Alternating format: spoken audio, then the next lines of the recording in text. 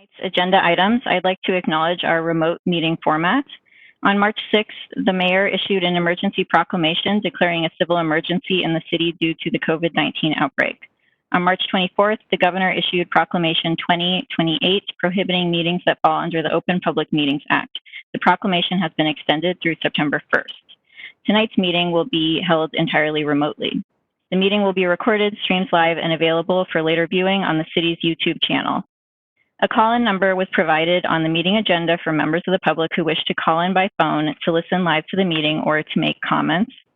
And there are multiple public comment opportunities at tonight's meeting. There is a general public comment opportunity at the beginning of the meeting, or you may reserve your comments until after the council question and answer period on tonight's agenda item. We do have an individual who has signed up or indicated that they would like to make comments. And if there's anyone on the call now who would like to make public comments but did not sign up, please press *3 on your phone now, and we will call on you using the first 6 digits of your phone number shortly. I will also be sharing a summary of any comments that we have received by email regarding tonight's agenda items. I will now take roll call of the council members in attendance, and please say here when I call your name. Councilmember Dmichel? Here. Councilmember Goodman? Here. Councilmember Hall? Here. Councilmember Martz? Here. Deputy Council President Ray? Here. Councilmember Walsh? Here. Thank you all. In addition, the following city staff are participating in tonight's meeting: City Administrator Wally Bobkowitz and Deputy City Clerk Tisha Geisher. Other city staff may also be in attendance or on hand for questions. And for those members of the public on the call, welcome. And lastly, before we begin, I'd like to reiterate some meeting guidelines for all meeting attendees. Please speak clearly and pause frequently. State your name each time before speaking. Please mute your microphone when not speaking. And if you are also streaming the live video feed, please turn the sound off as there is a delay. And then for council members, please continue to use the chat to indicate when you wish to speak. And please identify yourself before you ask a question or before you participate in debate. The first item on the agenda is ID 0743, Housing Stability Local Defense Against Evictions. City Clerk, has anyone signed up to speak or indicated a desire to speak at this time? So we have 2 members of the public on the call, and one of them would like to speak, but following the staff presentation and council Q&A.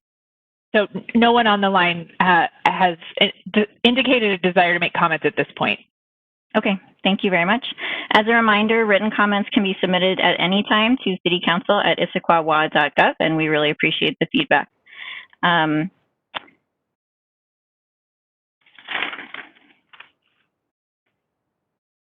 think with that, we will move directly into the next item, which is ID 0743, Housing Stability Local Defense Against Evictions. So for this item, I am the chair of the meeting, but additionally, I'm a member of the ad hoc committee that worked on this item. And so I am going to propose that the ad hoc committee discuss the work that we did as a committee and go through, briefly go through the memo that we prepared regarding the work that we did.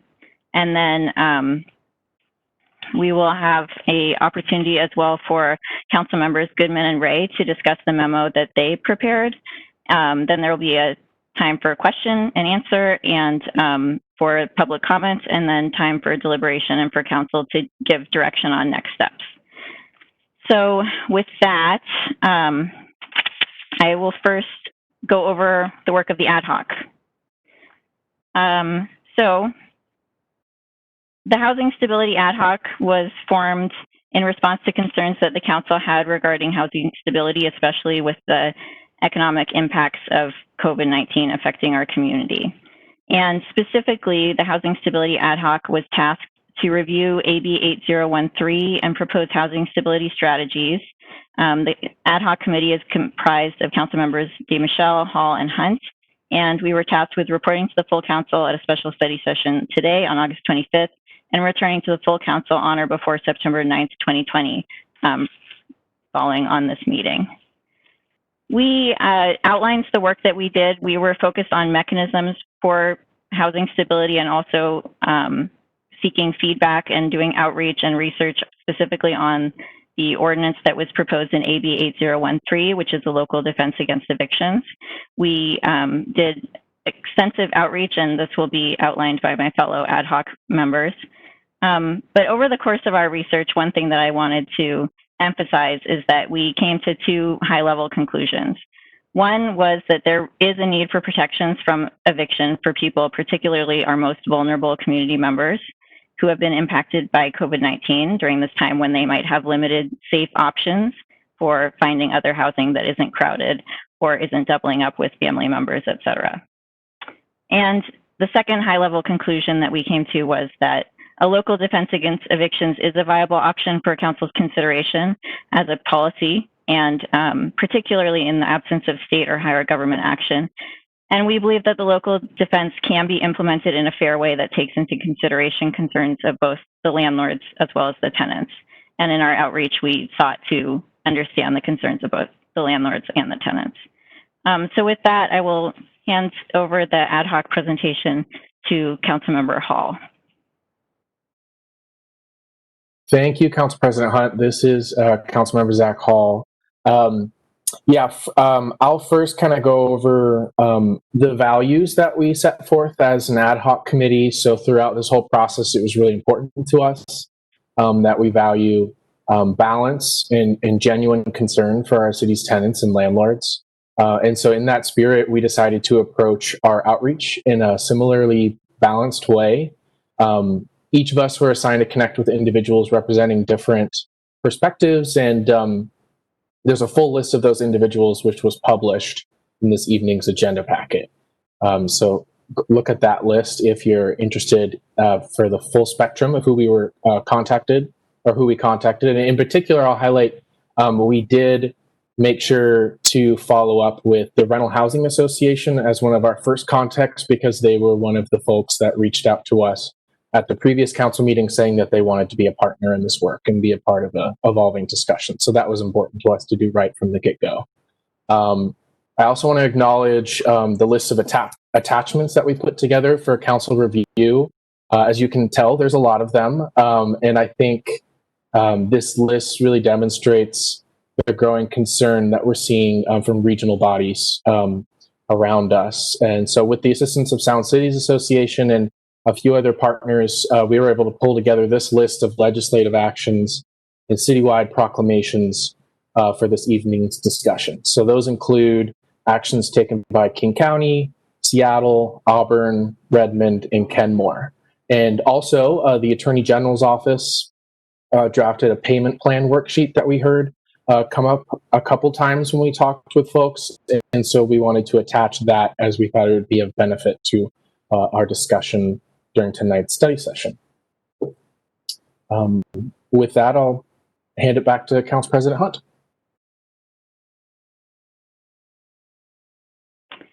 Thank you, Councilmember Hall. And the third member of our Ad Hoc Housing Stability Committee is Councilmember Dmichel. And Councilmember Dmichel will now go over a summary of what we heard from our outreach and what we learned from our research.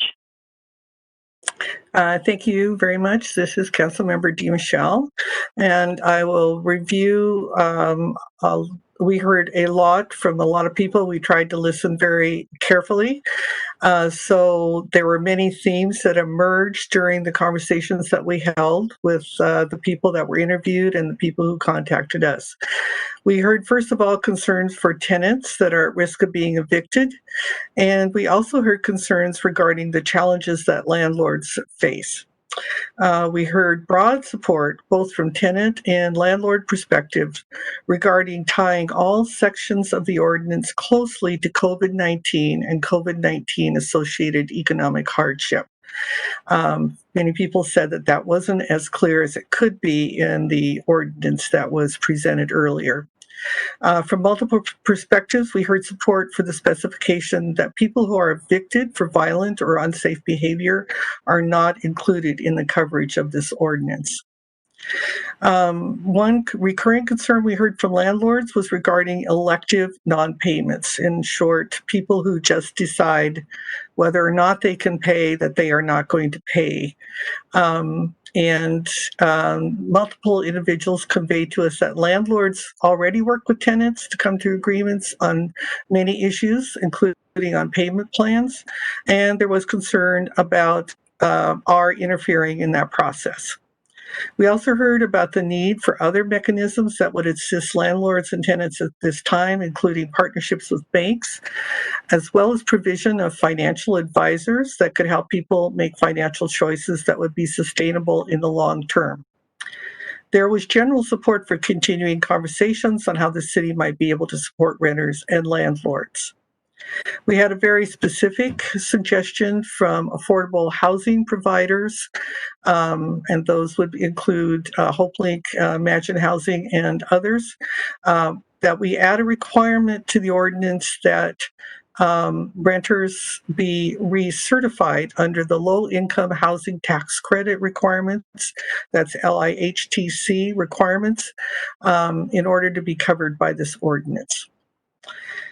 From organizations representing tenants, we heard repeatedly about how it is so much more difficult to get people back into housing once they have become unhoused versus taking preventative measures to keep people housed in the first place. So that is a general summary of what we heard. The remarks that we heard shaped the questions that we included in the packet that we would like to use to guide the discussion. And you'll see that a lot of the questions that we put together for this evening relate directly back to the feedback we received from the public. So that is an overview of the general content that we heard from the people that we talked with. Thank you. Thank you.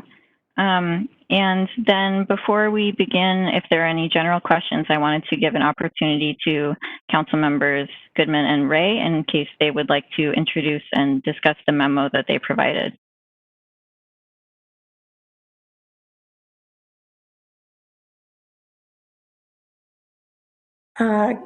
Deputy Council President Ray, do you want to introduce? Or are you deferring to me? I'm going to defer to you, Councilmember Goodman. We played phone tag today, so it isn't perfectly coordinated. We did do some research on potential alternatives.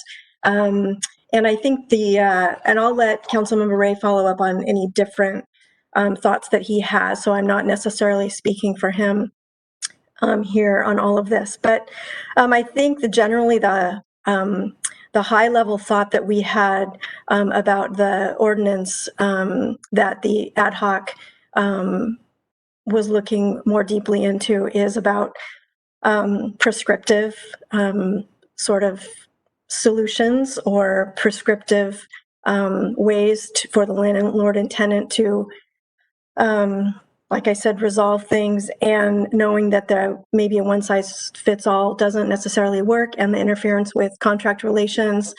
And I had heard a lot of things about landlords being concerned about the increasing number of things that they're being asked to shoulder, which could have an effect on the overall affordable housing availability of affordable housing, the rental market. And so we kind of set off to see if something else might be a possibility. And so fairly quickly out of that came the idea of mediation, and the thought of mediation, and what if there could be some way that the parties were told they had to get together before they could go through any eviction process. And quite frankly, all I had to do was one Google search to find out that it is indeed used in a number of cities that I found in just, like I said, one search on the internet. And some of those programs came out of the foreclosure crisis that we had following the 2008 Great Recession, trying to keep people in their homes. Similar problems that we have now And we may have similar problems with foreclosures, but tonight we're talking about landlords and tenants and rentals. So from there, started doing some research to find out more about those programs. And as the memo points out, the Washington State Supreme Court is already looking into this.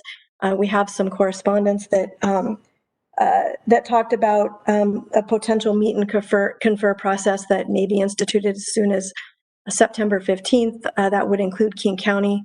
And Washington already has statutes that require mediation before foreclosures happen. And so we have sort of a model set up in this state already. And then more relevant would be that Snohomish County just reestablished their requirement of mediation before eviction. And so the memo goes through just at a very high level what some of those programs look like very generally, and talks about some of the concerns about prescriptive programs, one of them being that it doesn't take the circumstances into account of the landlord and the tenant. And number two is that it doesn't, prescriptive payment programs may not help necessarily with the elective non-payers. Jump in here, Chris, I'm kind of going by memory here. The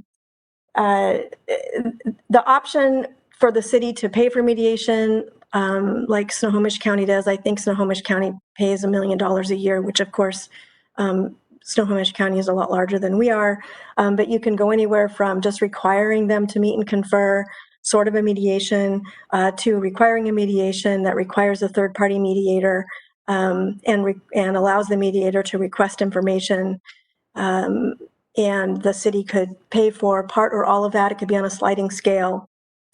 And I think that the memo also goes through the benefits. It requires the parties to come to the table and talk.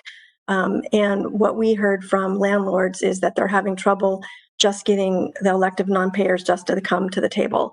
And that landlords, if you have a good tenant, are not really interested in evicting those tenants. It's expensive, and then you have to find a different tenant. And it's expensive just to get a place ready to rent.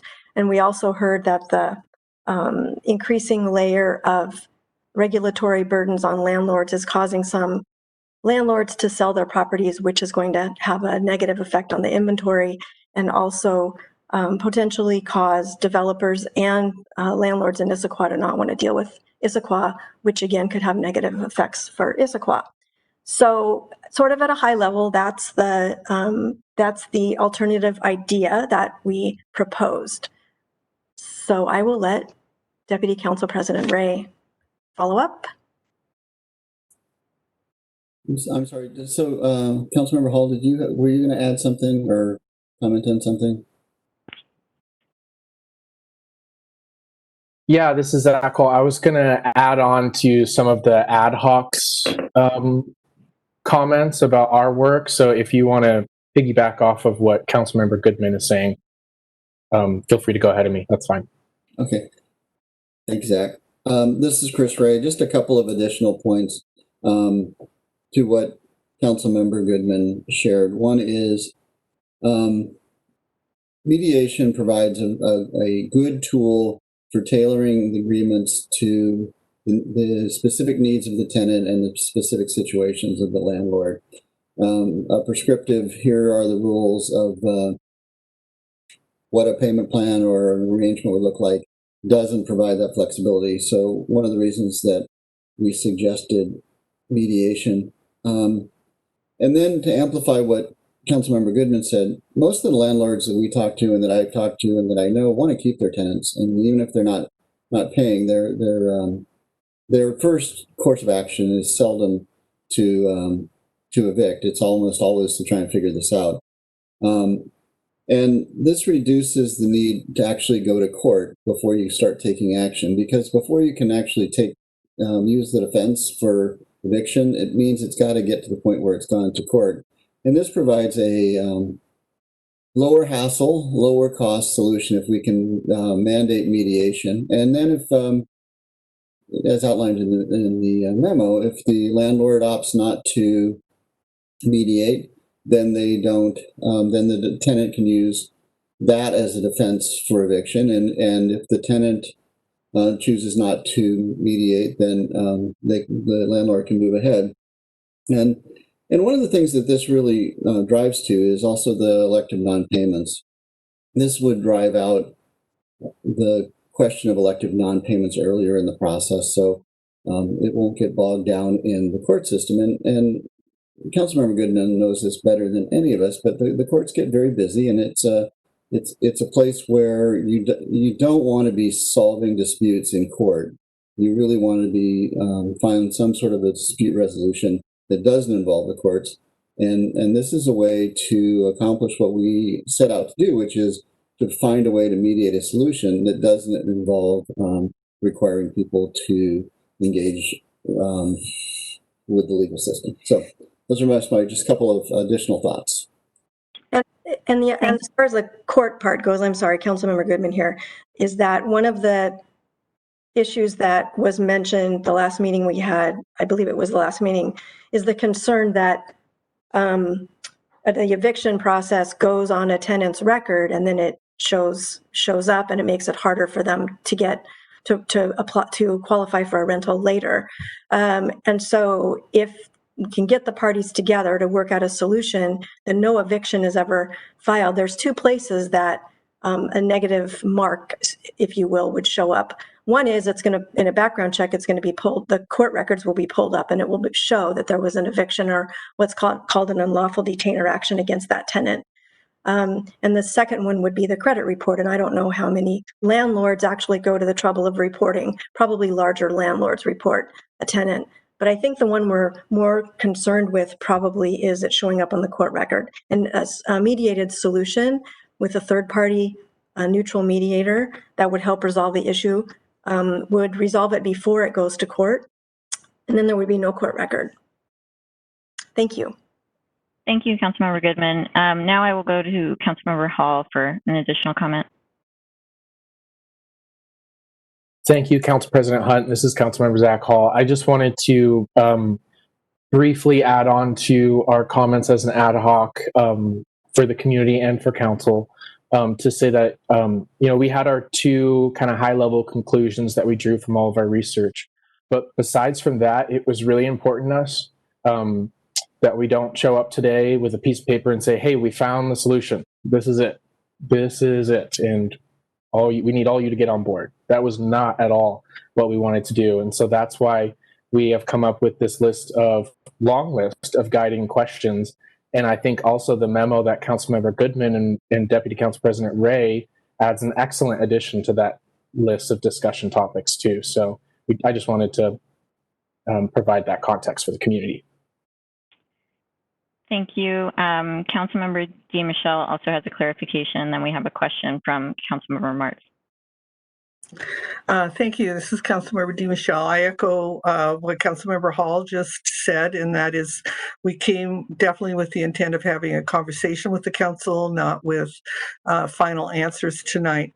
I did want, and let me know if this is the wrong place to bring this up, but the idea of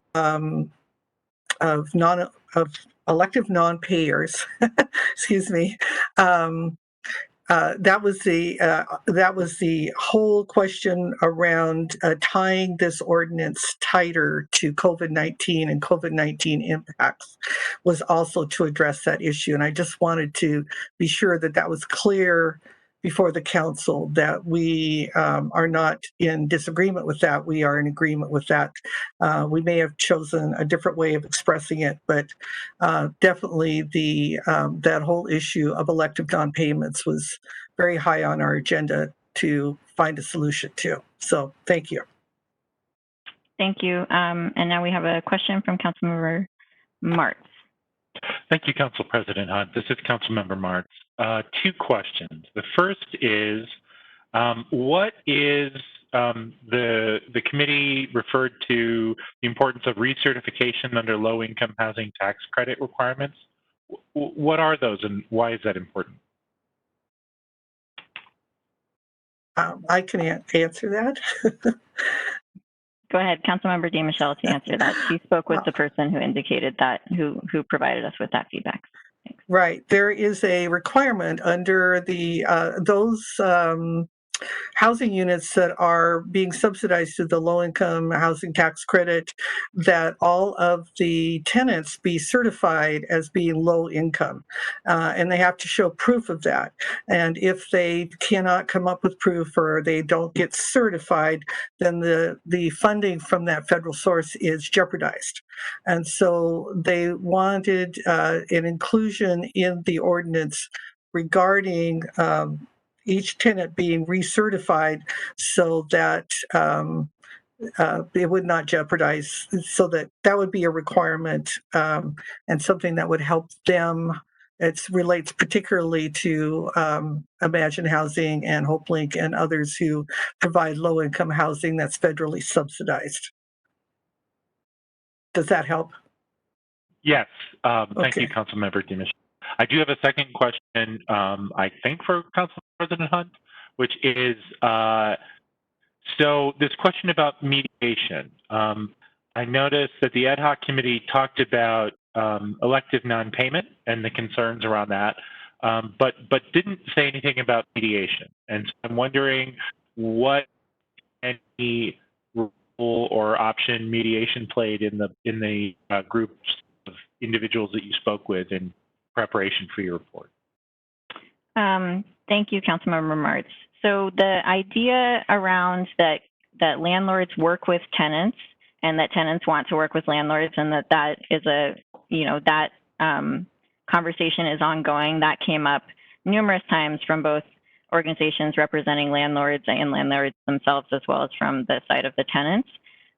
We did not specifically come across mediation, but we did come across individuals who indicated that there would be value in providing support in terms of legal assistance, for example, and also financial counseling and other sort of supportive services that would help people better come to an agreement between landlords and tenants, but we didn't specifically have anyone indicate a requirement for mediation before seeing the memo. And I will say the memo as well, we received that memo after we had concluded most of our outreach, and that's another factor in that. Okay, thank you. Councilmember Goodman has a question. Thank you. This isn't directly related to the ad hoc's information or the mediation memo, but in the interim, since our last meeting, there was King County, I guess, dedicated $41 million to COVID-19 related rental assistance and eviction prevention. And I wonder if maybe City Administrator Bobkowitz, can somebody tell the council and the public if we've looked into that and how, what we know about that and how much that will help? Because that seems to be a fairly significant amount of money, and I'm just wondering what all we know about that. City Administrator Bobkowitz, would you be able to provide information on that, please? Certainly. Council President, members of the council, good evening. We don't know a lot. At this point, we're trying to get some information. We've heard from King County to kind of stand by, that they're sorting it out themselves. Monica Negrella, our housing or human services coordinator, has been out the last several days. She's back starting tomorrow. I know that there was an email exchange with Councilmember Dmichel earlier today regarding this topic, and we're kind of in a wait and see mode.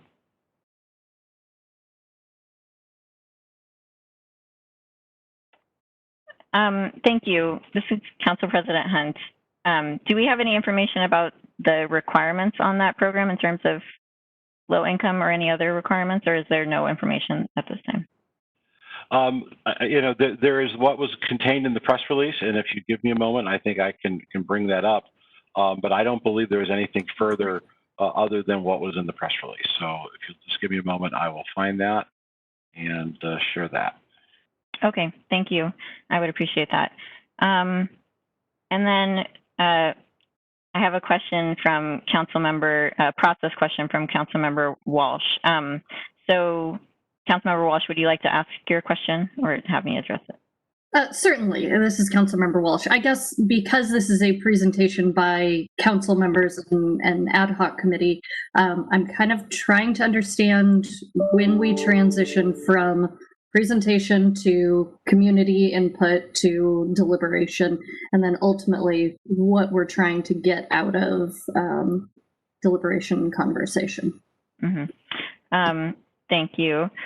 So, from my perspective, the way, so this is, first of all, I should say this is a bit unusual because instead of a staff presentation, we are operating much more on the basis of this research that council members did as the ad hoc, as well as the memo that was provided. And so there isn't that staff presentation questions and then moving into deliberation as cleanly. However, my process for this evening will be that once we have general questions, we will take public comments. I'll go through the correspondence that we received by email, and then we will begin deliberation with the questions that the ad hoc put together for council discussion, to go through those questions, as well as a question that will be added, which has to do with the memo and how we best address the concerns raised in the memo from council members Goodman and Ray. So with that, I will go back to City Administrator Bob Quitz to finish answering the question about the 41,000 rental assistance from King County. So a question for you, Council President. Would you like me to, I can share this on the screen. I could try reading it. It's rather long. What's your preference? I think the question was really about if we know if there are requirements or if we have additional information about how this would affect our community's needs. So if there's any synopsis of the requirements section, I think that would be helpful. But otherwise, I think we can probably move to back to council questions. The $41.4 million is broken up into several categories. There's $17.9 million for large residential properties, $10 million for individual households, small landlords, $2 million for manufactured homes, and $5 million for eviction prevention, which would be provided to the United Way of King County. The county indicated that they were opening a web portal last Friday to solicit interest from individual tenants, large and small property managers and landlords, and mobile home parks. In many cases, recipients of funding will be chosen via a lottery system to ensure more applicants have an opportunity for assistance rather than funding only those who happen to sign up first. Applicants may be awarded up to 3 months of rent. If the tenant is more than 3 months in arrears, the landlord must agree to waive the additional rent owed and must also agree not to raise rents, evict the tenant, or refuse to renew a tenancy other than for good cause before March 31. All landlords must agree to accept 80% of the rent or fair market rent, whichever is less, so the public funds can help more households. Community-based organizations have an opportunity to receive funding under this program to offer outreach and applicant assistance to potential recipients, ensure culturally competent, accessible, and in-language support to tenants and landlords through the application process. And as far as eligibility, all tenants must have an income that's at or below 50% of area median income over the past 60 days. Is that helpful? Yes, thank you. I thought it was the 50% AMI as well, so that's good to know. Are there any other council questions, general questions?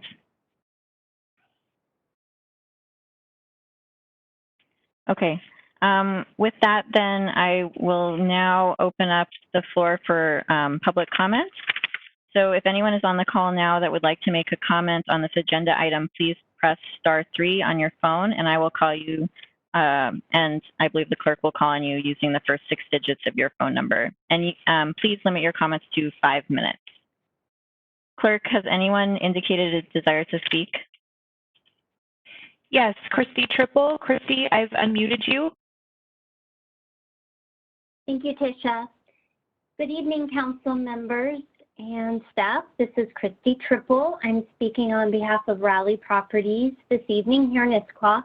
Our address is 1595 Northwest Gilman Boulevard, Suite 1. Though I've been working from home and feel like I've been glued to my monitor since March 2nd. Raleigh Properties owns and manages a small multifamily property here. We are well aware of the challenges around this issue for both tenants and landlords of all shapes and sizes. Tonight, obviously, I want to talk to ID 0743, the Housing Stability Local Defense Against Evictions.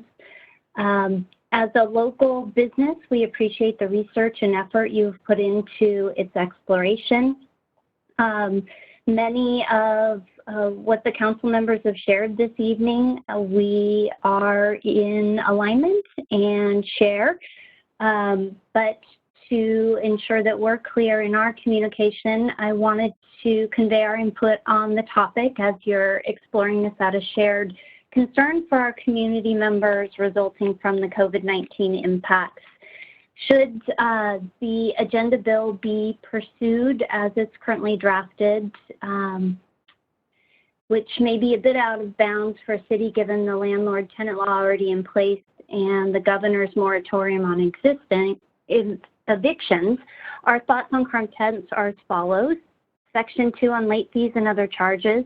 It is true there are some folks who are working and have the ability to pay, simply are not paying because they feel maybe they're entitled given the moratorium in place, which makes it very difficult for landlords and property managers. Section 3 on payment plans, it's too prescriptive and doesn't allow for the many different scenarios that may present. Landlord's first desire is to keep a tenant in place above all else, and no one wants to go to court. It's the pits for everyone. It can be expensive and time intensive for the move-in and move-out process for both parties. So we like the alternative of collaboration and communication with a mediator between the two parties and working to find a win-win solution that honors the terms of the lease and needs of both parties. The AG's rent repayment form would be a helpful resource, but it shouldn't be required as every landlord and property management business has different requirements, expectations, and resources they use to support tenants. This form may not meet either's needs as a result. Section 5 on termination should be removed out of the agenda bill if it is moved forward. Not upholding one's legal responsibility or honoring terms of agreement is a serious issue. Other methods for remediation are definitely the preferred alternative. And again, it should be noted, nothing in the draft agenda bill addressed behavioral issues, which really can provide for public safety and health problems for other residents. On Section 6, civil emergency, again, we affirm tying to COVID-19 and making it a timed reviewable discussion, I think, is really important. The governor's eviction on moratorium should be noted in the agenda bill if it's moved forward, and should his moratorium not be extended past October 15th, this council should and could opt to call a special meeting within 30 days post-expiration with an evaluation of potential impacts and data review and consideration of any potential future actions. We hope that as you explore, you do not underestimate the likely significant negative impact on future supply and demand as such a bill being passed would have. Should Issaquah have such legislation different from every other city, we will see a decline in opportunity and diversity of product, both new and old, for our residents. We believe this is counter to what council hopes to achieve with affordable housing opportunities now and for the future. In closing, and in light of where we all find ourselves with the COVID-19, if you feel you've absolutely got to do something, which we certainly understand the importance of, we are definitely encouraging you to pursue Council Members Ray and Goodman's recommendation that a mediation process be explored and set in lieu of AB 8013. It's a more reasonable measure to accomplish objectives as stated. It's also more in alignment and support of the statewide legislation already in place, and something that really provides for neutrality for both the tenants and the landlords. It also addresses some of the challenges that were addressed as part of the input as council explores this topic with the general community and those working to support residential housing. So thank you for all that you do, and thank you for your service. Thank you. City Clerk, is there anyone else indicating that they would like to provide public comment on this topic? I don't see any other hands raised currently, but I might ask a last call. Anyone on the line who'd like to make comments, please press *3 on your phone. That's *3. And just quickly monitoring to see if we have any hands raised. And I'm not seeing anyone else on the line indicate a desire to speak.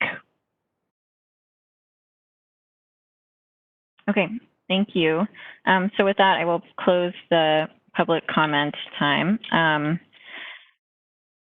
I will also briefly summarize the emails that we received. These are emails that we received on the topic between the last time we spoke about this and now. So we did previously receive additional emails. We received the email from the city's lobbyist, as was referred to earlier this evening. And in the email, it provided information about a work group that is convened by the Chief Justice of the State Supreme Court and has a process to include dispute resolution services.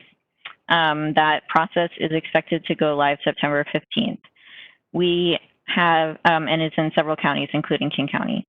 We received a comment from a community member that was concerned about the unintended consequences of this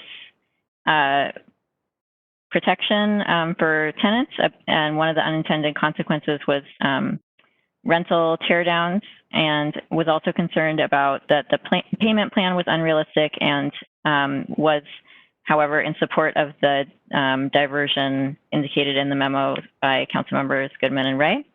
And then we received the email from a community member who provided comments on a number of aspects of this defense against evictions, including the observation that those struggling at the margins aren't people that necessarily are able to provide input to council meetings. So we often don't hear from those people that are struggling and that might be supported by this sort of legislation.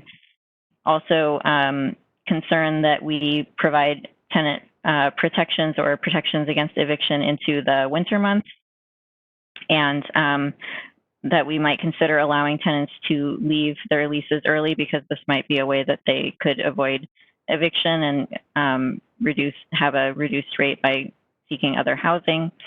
Asked that we consider targeting lower AMI individuals to provide this protection, and then also was interested on how the process would work for the third-party mediation, and had some process questions. And then lastly, we received an email from the Government Affairs Director of the Rental Housing Association of Washington, which provided a draft version of our ordinance that they would be able to support. And that, in my reading, included a number of changes. It included an end date, February 29th. It removed Section 5. It changed the payment plan. It reduced the timeline, for instance, on the payment plan. It made other changes as well. And it added wording such as that the court would consider the impacts to owner and tenants, and it made some other changes. But those were, in my reading, the major changes that were made. And that concludes the correspondence that we've received since the last time we discussed this topic.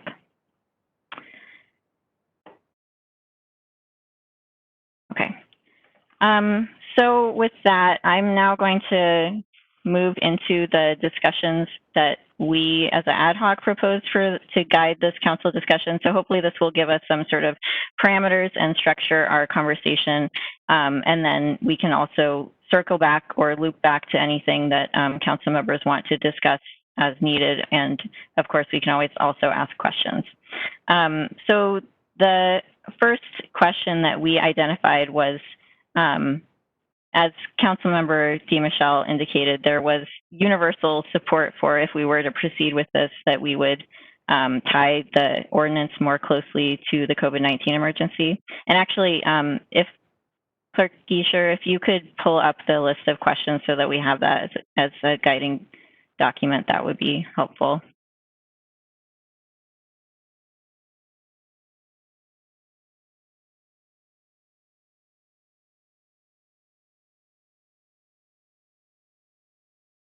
Okay, thank you.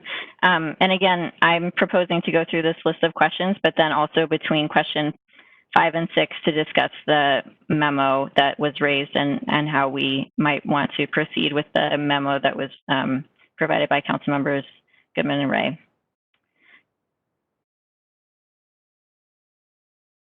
So first we have a comment from Councilmember Dmichel. Again, a clarification. What we heard from folks was that we needed to, throughout the document, tie the ordinance to COVID-19, particularly where we talk about waivers of fees and penalties.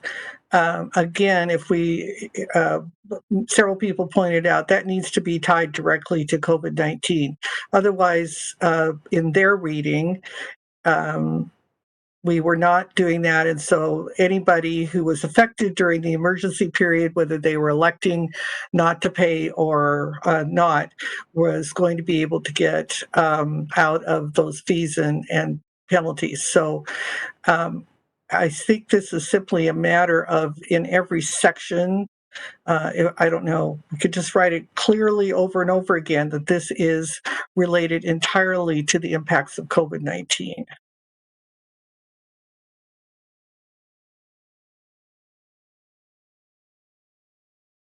And this is Council President Hunt. I will make a comment here as well that in the version of the ordinance that was provided by the representative of the Rental Housing Association of Washington, they have a way of addressing this by pulling out the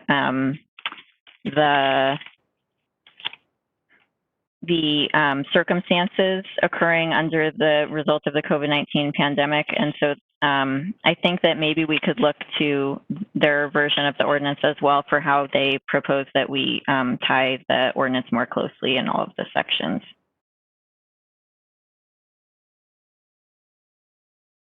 And we have a question from Councilmember Martz. So,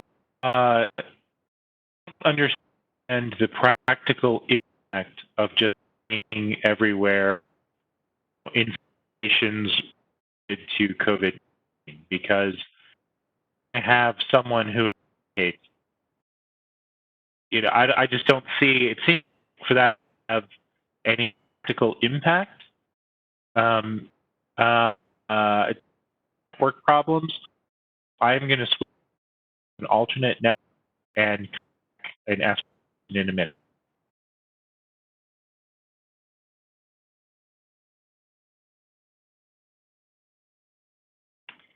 I think I was having some audio problems. I think that some other council members were as well. So I will return back to Councilmember Martz in a minute.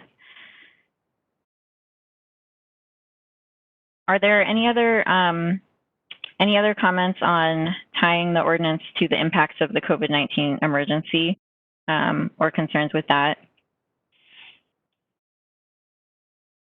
I have a comment from Councilmember Ray. Hi, thank you, Council President Hunt. This is Chris Ray. My question around how we tie the ordinance to COVID-19 emergency really relates to how do we define what is a COVID-related situation? So let's say I lost my job in March, and now I'm working again. So how do we factor that in? So am I covered for 2 months, or am I covered for the duration of the civil emergency? So, or I lost my job and my spouse is working, but my spouse is the primary breadwinner. So are we covered because I lost my job, even though we have the means to pay?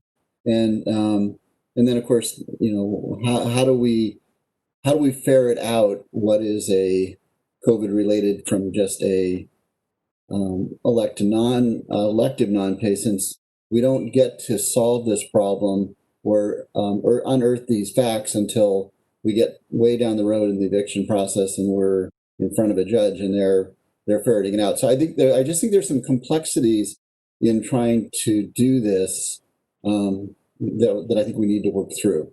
And I don't have the answers, but I have lots of questions about that. Thank you, Councilmember Ray. So we do have in section 1 of the ordinance, that's where the current list of impacts, such as suffered a loss of employment or a reduction in hours, was unable to work because of children were out of school, et cetera, specifically referring to COVID-19. So this would be presumably the section where we would be looking for what is covered currently. And I am going to go back to Councilmember Martz. I think he has different network. Hopefully you can hear me now. This is Councilmember Martz. So my question is maybe worded slightly differently than Councilmember Ray's, but it really is if we're discussing adding language specifying impacts from COVID, who adjudicates that? Who says thumbs up, thumbs down, your reason is sufficient, your reason is not sufficient? I don't know. That isn't to say necessarily I consider that a showstopper for this effort, but I just question making further modifications in ways that that don't have any teeth to them by having any sort of regulatory or review implications. So there is a question. Is there somebody who's going to look at this and give it the thumbs up or the thumbs down? Thank you.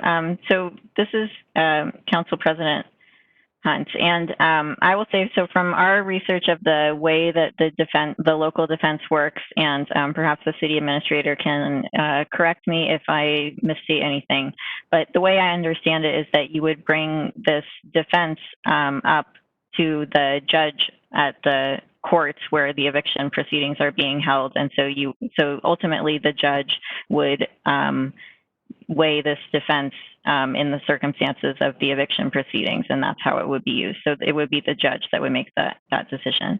And city administrator, if I misstated anything, please do correct me. We do not have legal counsel on this call, but we can also follow up with legal counsel on this or any other questions we have.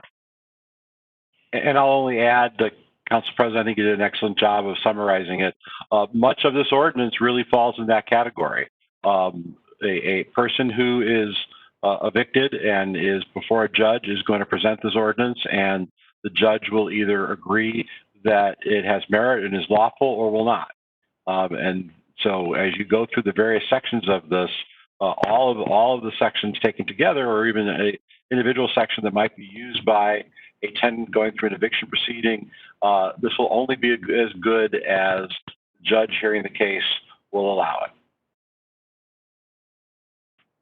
Thank you. And then I will say too that in my research as a member of the ad hoc committee, I listened to the proceedings where the King County Council was discussing this, and they also discussed the court process that would accompany their defense against evictions. And so there's some more information in that conversation as well. But basically, it is that the judge weighs this and other circumstances in their decision. Councilmember Goodman would like to make a comment. Sure. My comments are along the same lines of the questions that Council members Ray and Martz had, and that is how it actually works. Because if one of the concerns that had been raised is sort of avoid the eviction process, we're waiting for a judge to figure out a way in on whether the reasoning is good or not to use as as a defense. And I'm not sure that that addresses one of the concerns. That's number one. And number two is I don't know how, I'm not sure how it works, practically speaking. So you have, that's kind of my second overall concern, how, you have this, how do you use all these this list of items about whether or not it's COVID related? Where does it factor in? How does it factor in before, and can it factor in before eviction proceedings to avoid eviction proceedings? So those are two similar related questions and concerns. This is Council President Hunt. I am not, so is the question around if this could be taken into consideration before eviction proceeding? Yes, the defense? So practically speaking, how does it work? So if I can't pay my rent and it's COVID related or not, and it's on this, how does that actually work? Do I go present it to the landlord and then the landlord doesn't believe me and the landlord starts eviction proceedings and then I use it as a defense? And then if we're going to get to the eviction process before somebody decides whether it's a valid reason or not to use the eviction defense, then I'm not sure we've met one of our goals, which was to try to not have renters have future problems trying to get qualified for a rental. So I would want to know specifically how it works. So this is Council President Hunt. So I think that, first of all, how it works would be, one thing is that it provides a defense. So you could, as we heard from a lot of landlords and tenants, they want to work out these things with each other. So I do think that having a local defense could factor into that communication between the landlord and the tenant. It also requires certain things like the payment plan, which is a question later for council, but it adds those elements as well. And so then if they have not been offered those things, they can use that as a defense in court when it goes to eviction proceedings. I agree with I agree that once an eviction proceeding goes to court, there is the concern about this going on a person's record. I agree with that. And that is a concern that I share. And so I think when we discuss the mediation and how that might factor into this, I'm interested, especially for that reason, because I agree that that is a big concern. But then I think the other big concern here for me, and one of the reasons why I continue to be interested in ways to prevent evictions right now, is because we are in a pandemic. And so preventing eviction is important because people may not have options or may not have safe options and may result in overcrowding and other unsafe conditions right now. And so that's the other piece. But I agree, it's definitely not perfect if things have to go to eviction court and it goes on somebody's record. So we do have, and I will say too, if there's a comment from other ad hoc members on this, please do let me know. Then we have a comment from Councilmember Ray, followed by Councilmember Martz. Thank you, Council President Hunt. This is Chris Ray. One of the things that I don't know if we wrote it in the memo, but I know we talked about it and thought about it, is that if we do go the mediation route, we can make mediation a defense for eviction too. So in the event that you go through mediation and you're a tenant and you're being served with eviction papers and your landlord does not go through the mediation process, you can use that as a defense for eviction. And so we could set that up The thing that I like about mediation, and the thing that I think drove the discussion that Council Goodman and I had, was that way, if I'm a tenant and I'm being taken to court, and I have to go before a judge and make a case about you can't evict me because I lost my job because of COVID-19. The last thing that they really want to do is to incur the cost of going to court and the time of going to court, the time when they can probably least afford it. And that's why we talked about the provision of actually having the city provide some funding to help with mediation. My goal is, I think, the same as everyone else, which is to genuinely help the people who are affected by the pandemic and keep them housed, but do it in such a way that A, they don't run the risk of getting a eviction filing on their record, and then B, don't have the expense of going to court, and 3, to get it sooner in the process with a less threatening environment with a mediator than with a I'm guessing district or superior court, Councilmember Goodman.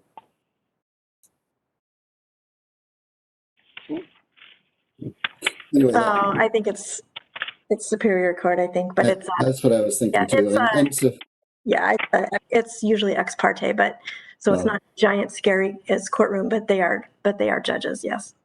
And they're and there's a cost associated. So, thank you. Thank you. This is Council President Hunt. At our meeting on July 20th, we had a discussion around this, and it was at that time we did have our legal counsel, and he confirms that it was King County Superior Court, just to confirm again. So we have a comment from Councilmember Martz, followed by Councilmember Dmichel, followed by Councilmember Hall. Please go ahead. Thank you, Council President. Hearing this conversation, I think around this particular line item, question 1, I think I'm now comfortable with why we want to add that language wherever appropriate in the document. I think that people generally understand that. I think that in the situation where someone is facing a inappropriate eviction, then this language will help make sure that they don't get evicted. And I think if someone is just not wanting to pay rent because they don't want to pay rent, then I think it will make it that it will minimize the impact that this ordinance would have on the landlord's ability to direct it, because I think that we'd be making very clear that they would be unlikely to win in court. So I'm okay. The question is, how do you feel? How can we more closely tie the ordinance to the impacts? Having heard this conversation, I think adding it in as many places as appropriate, such that it helps judges understand our intent, would be a good decision. Thank you. Thank you. Okay, we have a comment from Councilmember Dmichel. Thank you. This is Councilmember Dmichel. I agree with, I was going to say pretty much what Councilmember Martz just said. I would just like to point out whether we decide that mediation is the way to go, or we decide that the original proposal is the way to go. Either way, we would need a definition of COVID-19 related harm somewhere in the ordinance. So I think that if we have suggestions for strengthening up the definition, that's one thing, but I think the wording belongs in there no matter how we decide to finally, where we finally come down in terms of what the solution is that we're offering. But I agree with Councilmember Martz that we should strengthen up the language and tie that entirely to COVID-19. Those are the people we're trying to help.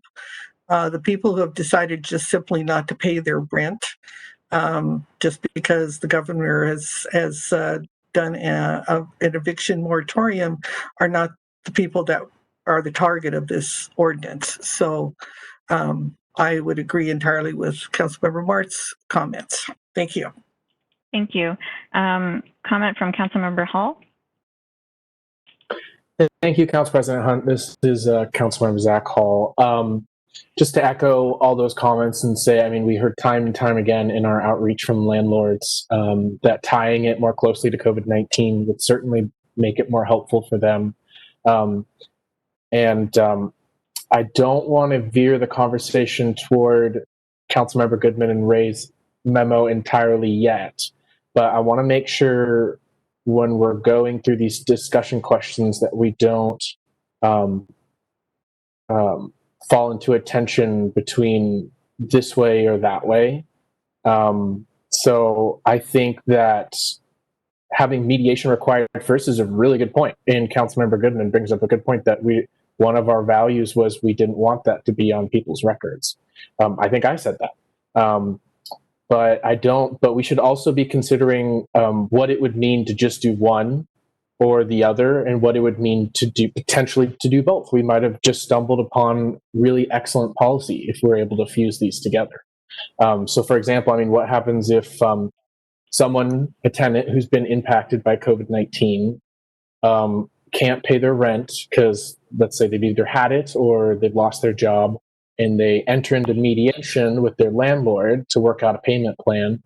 And however unlikely this might be in Issaquah, they get nowhere with their landlord. So having a defense to eviction, even if it ends up on their record, might be a helpful foundation. So I just thought that was good context to have moving forward with the questions, that we consider what it would look like if we end up blending some policies together. And if that's the case, then we need to make sure we're addressing all these questions. Thank you. Thank you.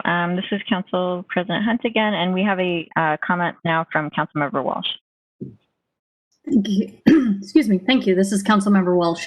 I particularly liked the statement in Section 1A from the housing provider industry draft that said, to assert this defense, the residential tenant must provide that the failure to pay rent was due to one of the following circumstances occurring as a result of the COVID-19 pandemic, which just made it very clear and then broke out the reasoning. So I think from my reading, that is a lot more clear than what was in AB 8013. As far as tying it very specifically to COVID impacts and saying that that is the only way to assert that defense. So that would be my preference there. Thank you, Councilmember Walsh. And so just to clarify, that is referring to wording that we received by email from the Rental Housing Association of Washington representative. And so I would also agree that I think that's a good, they provided a different way of tying the ordinance with COVID-19. And so I think considering that as a way forward makes a lot of sense to me as well. So then, let's see. I would also just like to take a moment now as the chair to see if it's the will of the body to discuss mediation. It's come up a couple of times. So this list of questions for council discussion has been vetted by city's legal counsel. And so I do think these are all questions that we can consider. But I also know that the idea of mediation or eviction diversion, as was raised in the memo, has been raised several times already in this discussion. And so I wonder if it's the will of the body to discuss that before proceeding with the other questions that are on the list that's in front of us right now. So if anybody wants to weigh in on that, we can just take it from there. I have a Councilmember Hall procedural question. Thank you, Council President Hunt. This is Zac Hall. I just had a quick question because it seems like we came to somewhat of a understanding on the first question and somewhat direction there. So I just wanted to clarify with City Administrator Bobkowitz, are you taking track of council's direction right now, or are you hoping Council President Hunt as chair would do that? I just thought I'd clarify that for the group.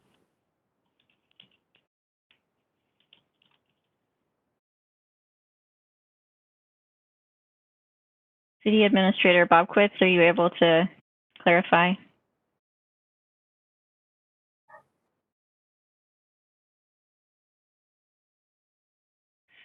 I apologize. I was having some difficulty with my thing.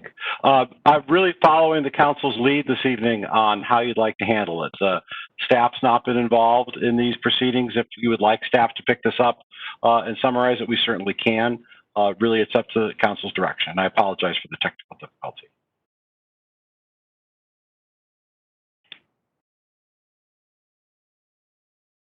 Council President Hunt, what do you think? Do you think it would be best for one of us on the ad hoc committee to just keep a list of direction moving forward and make sure administration has that, or should we ask? And we're prepared. Obviously, this is what we do. Right. You know, we're you know, the council's asked to do this on its own, and you know, but certainly we're prepared to, you know, take whatever the decision points are this evening and come back to you at a council meeting with an ordinance for your consideration. Thank you. This is Council President Hunt. I mean, I think that so first of all, I think that there are multiple people that will be taking notes. But if it's the I think it may also be helpful for me to summarize what I've heard. I mean, that also has the benefit of, if there's something that I missed, we can correct that up front. So I can do that after each item. I agree. I think that might be helpful as well. And then I'm going to move on to the chat box question. So we have a comment now from Councilmember Dmichel. In terms of, this is Councilmember Dmichel, in terms of how we proceed here, there are a couple of things I'd like us to take up before we take up the mediation question, just so we don't get bogged down in some of the details or misunderstandings between ourselves. I'd like us to discuss the Section 5, whether or not we should continue to include that, and then the question about the whereases, I don't know if that will take very long. And then I think the question about the timing of it should be the last thing we discussed after we've discussed mediation question. I think that's going to be a decision that naturally comes at the end. But I wouldn't like us to be talking about mediation with a misunderstanding around Section 5, for example. Okay, that's a good point. Thank you. Councilmember Martz has a question. Thank you. This is Councilmember Martz. Yes, I would probably also like to address Section 5 before we get to mediation. Okay. I want to point out that what I'm hearing is if a eviction moratorium is A and mediation diversion is B, I'm hearing that there may be some appetite for A plus B, but I'm not sure that A plus B is actually viable, because I'm not sure. And somebody, feel free if either of the authors of the memo want to disabuse me of this theory. I'm sort of assuming that if you offer mediation but there's a eviction moratorium in place, that has a profound impact on the potential mediation. So I'm not sure A plus B is a viable option. But please correct me if if I'm misunderstanding. Thank you. We have a couple comments. I'm wondering if I can take the response first. Councilmember Hall, would that be okay? Of course, that works for me. Councilmember Ray would like to make a response. Thanks. Thank you, Council President Hunt. This is Chris Ray. Councilman Martz, interesting question. What we represent in this agenda bill or this ordinance is not an eviction moratorium. It's a defense to eviction. Only the governor can issue an eviction moratorium. So because it's a defense to eviction, you could do A plus B, because you could go to mediation, and then if you can't mediate a settlement, then you can move forward to court and use the COVID-19 as your defense to, and this ordinance as your defense to eviction. So I think that it is possible to have them both. Thank you, Council Member or Deputy Council President Ray. Thank you. This is Council President Hunt. I will also just make a note, perhaps, that this is something we should clarify with our legal counsel following this meeting, but I do think we can, based on what I understand from the previous correspondence with our legal counsel, Jim Haney, this mediation requirement could be a part of the defense. But I think my understanding of Councilmember Martz's question is also around the eviction moratorium statewide, and I think that does have a profound effect on all of the topics that we're discussing this evening, because that is an overarching legislation. And so now I have a comment from Councilmember Hall. Thank you, Council President Hunt. This is Zac Hall. Well, as always, our incredible leadership team, Councilmember Hunt and Ray, said it all perfectly. Thank you very much. Okay. Thank you. So I heard I am going to try to stick to the list of questions. I think we can do that. And I heard that as on the first question, how can we more closely tie the ordinance to the impacts of COVID-19? I heard general agreement that we should do that and should use that as a basis, because when the judge is considering a defense, they would be able to assess the need in proximity to COVID-19 as defined in the ordinance. And then also that we could use the Rental Housing Association of Washington's approach at that language as a way to consider how we could, practically speaking, tie the ordinance more closely to COVID-19. So I'm going to move on to the next question. The next question is around how would council like to address concerns around a sunset end date? And this is something that we heard a lot from during our outreach as the ad hoc committee. We heard a lot of concern about when this protection or defense against eviction would end. And I think that we have a end date that's coming up very soon for the eviction moratorium that is in the governor's proclamation. And so from my perspective as well, this question around a sunset end date also is important, because if we have a different timeline, it provides people a different level of assurance. And we've heard previously from Monica Negrilla in the Human Services Director for our city that there is a high level of anxiety around these upcoming ends of the eviction moratorium. So from both perspective of the concern from the landlords around when this would end,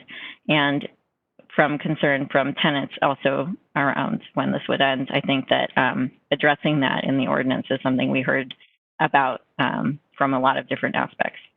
So with that, I will open up the floor if there are any comments on this particular item. And we have a comment from Councilmember Ray.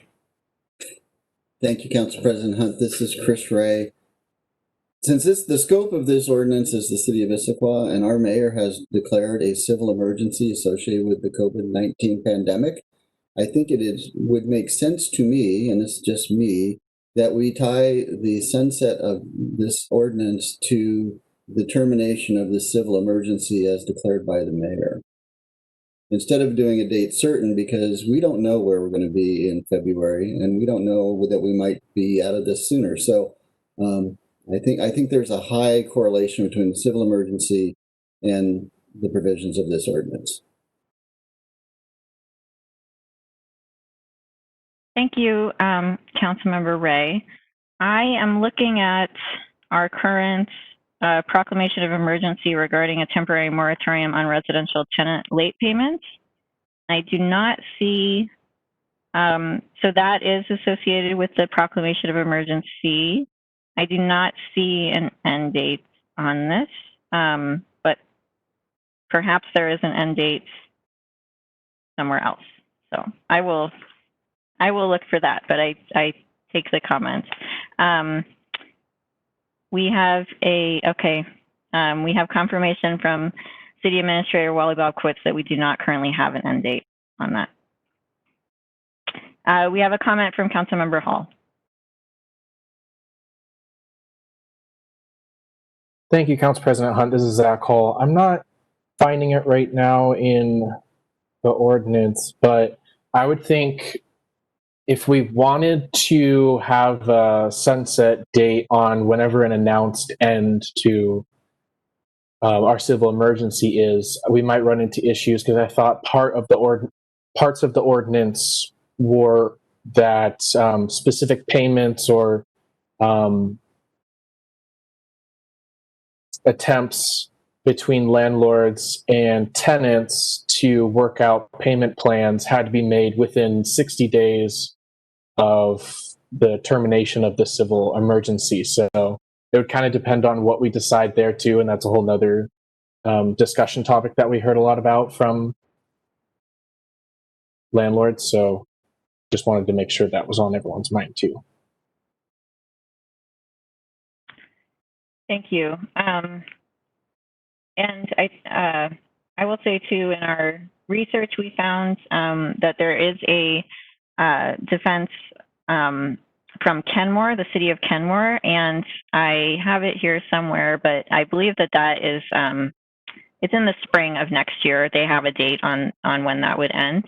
And then also in the Rental Housing Association of Washington, in their proposed version, it does have an end date, as I mentioned earlier, February 29th, I believe, of 2021.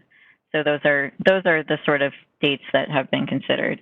And again, I think that the reason why we wanted to raise this is because there was concern. We heard concern from multiple sides about the need for certainty on what is the time span that we're actually considering.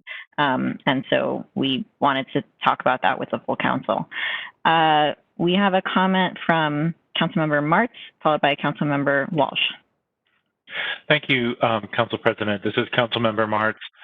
I'd be okay with tying it to the civil emergency. I think possibly better would be tying it to moving to phase 4 of the Washington State Safe Start Plan. That would be indicative of, for instance, when the last of the social and business public health injunctions are lifted. And so either one of those would be fine to me, but I think phase 4 would also, it would also make it not our responsibility to decide when this thing is over and not have there be any chance that this issue would influence when we decided to lift the emergency for the city, but rather it would just fall on the decisions of King County Public Health. Thank you. Thank you. We have a question from Councilmember Goodman. Oh, I'm sorry. We have a comment first from Councilmember Walsh. I'm sorry. Exactly. Thanks. No worries. This is Councilmember Walsh. I would second Councilmember Martz's idea. I don't want any of this to become political in a future political year or election year. And however, I think part of the issue with setting an end date for me is whether or not we tie any requirements for payment plans to be had within a certain period of time. I don't generally support that. I support a more flexible option that would allow the tenants and the landlords to come up with a payment plan that is mutually beneficial. So if you have a payment plan date, I think we need a certain end date. if we can do this without having the payment plan have to start at that point, then I would prefer tying it to Safe Start 4. Thank you. We have a question from Councilmember Goodman. Thank you, Councilmember Goodman here.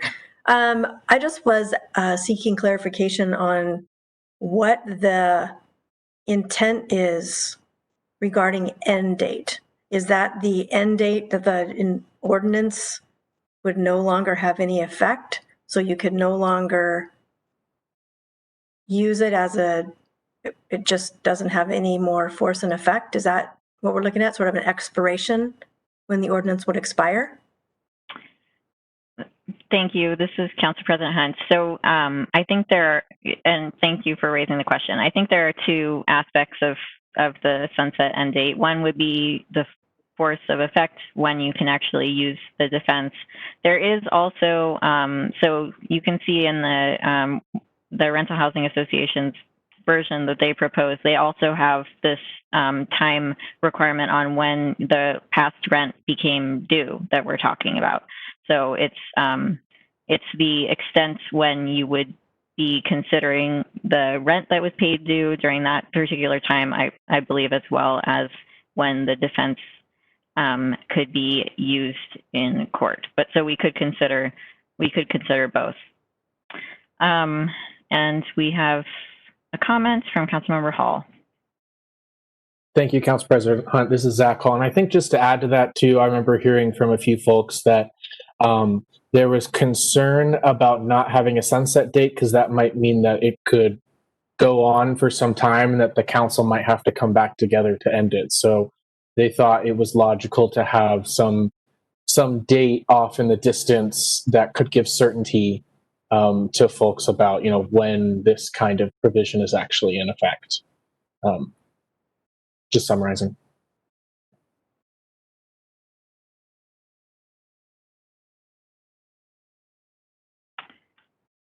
Thank you. Do we have any additional comments or questions on this one? Otherwise, I will summarize what we heard and move to the next one. Okay.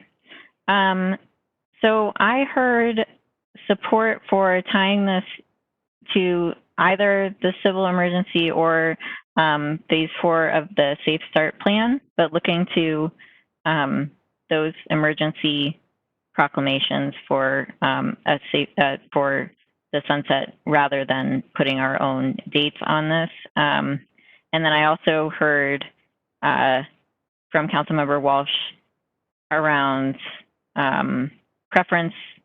So I think preference for not having the payment plan specifications, but having an end date because the payment plans could be more flexible. But if we do have the payment plans there, then having the end date. Is that correct from Councilmember Walsh?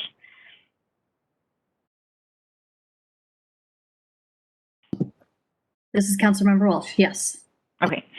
All right, great. Thank you. So we do have a few different takes on that. So maybe since some of that is also conditional, and I think the rest of the conversation, we can revisit that if we need to, but otherwise I would propose we move to the next question, if that suits council. Okay.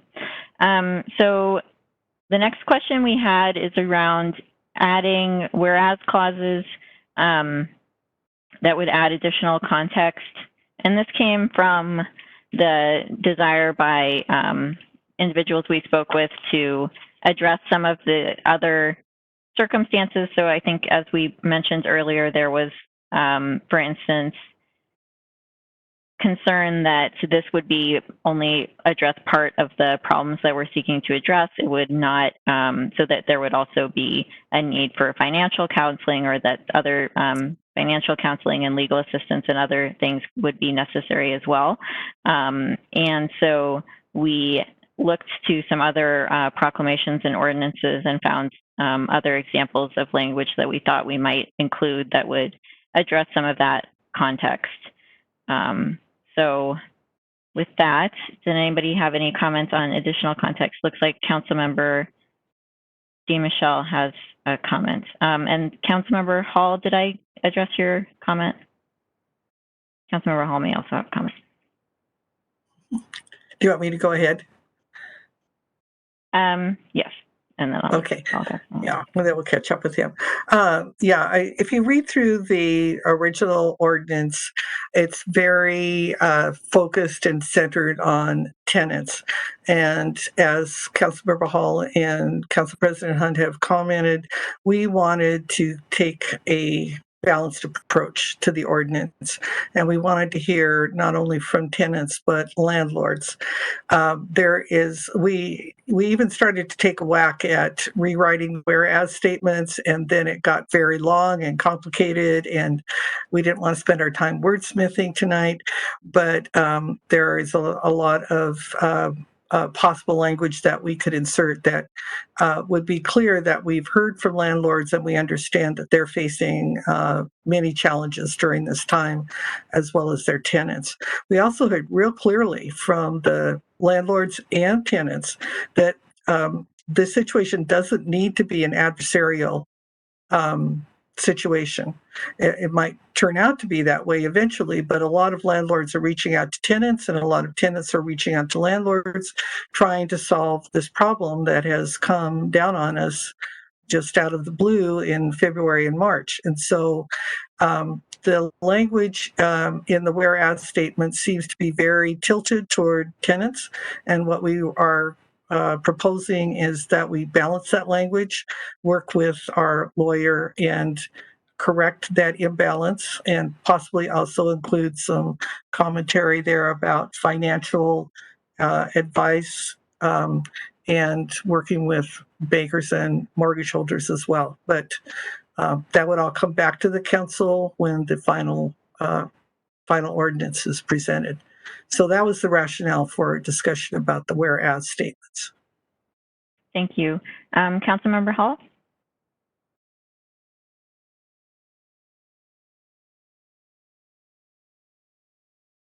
Hi, Council President Hunt. I don't think I had a comment. Sorry, I had to step away for just a moment. Okay. My apologies. No worries. So, Councilmember Walsh. Thank you. This is Councilmember Walsh. I'm comfortable with wherever the whereases end up because I don't vote on policy based on the whereases. I vote based on the code and the ordinance text. Thank you. Looking if there's any more direction or comments. I'm not seeing any. Okay. So we will then work with the city attorney as indicated to include some more language to provide that context. And the fourth question is council's preference to include or not include Section 5? So Section 5 is regarding the early termination of rental agreements. This section was a concern. It was raised as a concern in public comments this evening. It was raised as a concern in other comments we received, and it also is removed from the Rental Housing Association of Washington's version that they provided as something that they could support. So we received from the landlord side a lot of concern about this section. I will say also, though, we received a lot of comments as well that having the ability for tenants to leave their leases early was very beneficial in some cases because perhaps they were simply not going to be able to pay their rent. And so leaving that lease and finding lower rent housing may be the best possible option in that circumstance. So we did hear both sides and we did receive email comments from both of those perspectives. And the ad hoc committee therefore wanted to raise this as a topic of discussion with the city council and see what we thought about including or not including this section. And then I will say from my perspective, this section is less closely tied to eviction. It is different than the other sections in that regard. So I have a comment from Councilmember Martz, followed by Councilmember Walsh and Councilmember Hall. Thank you. This is Councilmember Martz. Yeah, I'd like to see this section stricken from the document. You know, it doesn't feel part of the emergency. This is an emergency response, supposed to be a short term to get us past an emergency. We're all hunkering down and trying to get through this thing. And the idea that somebody could sort of trade up, as it were, even if it would help them, doesn't seem to be in the spirit of what we're trying to do here today. Thank you. Thank you. Councilmember Walsh. Thank you. This is Councilmember Walsh. I actually have kind of the opposite opinion. I think this is exactly what we're trying to do, which is help someone who may have signed a lease when they had a job, but if their job has all but disappeared and they have the opportunity to, you know, let's say they have 9 months left on their lease, if they have the opportunity to move in with a family member or move in with a roommate and cut their rent in half without having to rack up 9 months worth of debt and then at some point face an eviction, I think is a very essential part of our current circumstances when we're talking about the COVID-19 and the lack of jobs in certain industries. So I am interested in pursuing this, whether or not it ends up being something that we pursue as a part of an eviction ordinance, or whether it's separate, such as the late fees prohibition. I think is a very strong indication that we are supporting people who have, under no circumstances of their own. These are not people who are trying to avoid paying rent. These are likely people that have gotten into a situation where they just aren't going to be able to find a job to pay their rent and need a way to get out from that. So I'm not sure how it gets handled, but I think it's an important element.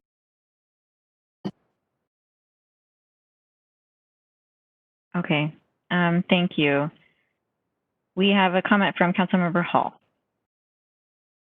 Thank you. This is Councilmember Zac Hall. That was a good point. I'm chewing on that. I think I'm leaning toward being okay striking it from the ordinance, but I'm going to chew on it a bit more. So I might add my comment again at the end. I did want to provide some context based on a conversation that I had with a local landlord about this specific provision. And they had said one of many concerns they had with this section was if someone leaves their rental agreement early, then it's very likely, more than likely, that they have to hold on to that unit empty until the spring because of the way the rental housing market is right now. Is most units are obtained in the spring, and so they were worried that they would have to hold units empty for that long and not have income coming in. So I just wanted to make sure that was part of the conversation, and in the very least that was out there. And I'm going to chew a little bit more on what Councilmember Walsh said. Good point. Thank you. Councilmember Goodman. Thank you, Councilmember Goodman here. So I think that allowing a tenant to terminate early by ordinance is sort of the complete opposite of a balanced approach. I generally do not support the city interfering with contractual relationships. I don't think that's our role. Not even sure it's legally defensible for us to do that.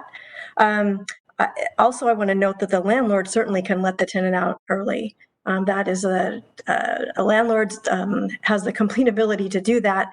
And I would go so far as to say that if a landlord knows that a tenant can't pay, then a wise landlord would let a tenant out early so that they don't continue to rack up a debt that the landlord is never going to be able to collect. So I would support removing this section. Thanks.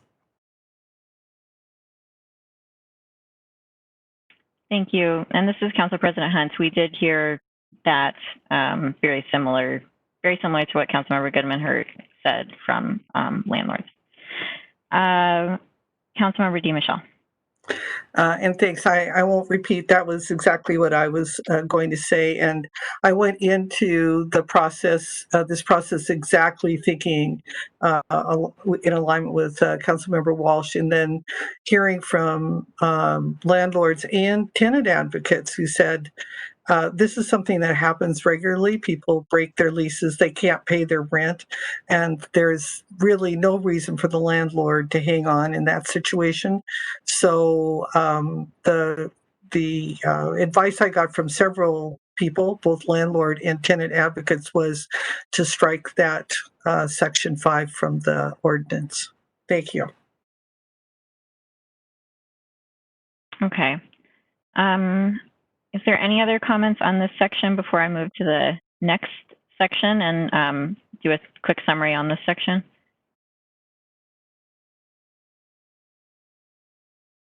Okay.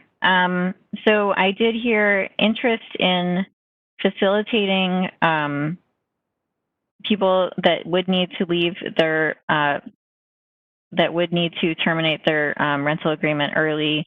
But I also heard several council members wanting to strike this section and remove it, and also that there would be other mechanisms by which this would happen naturally.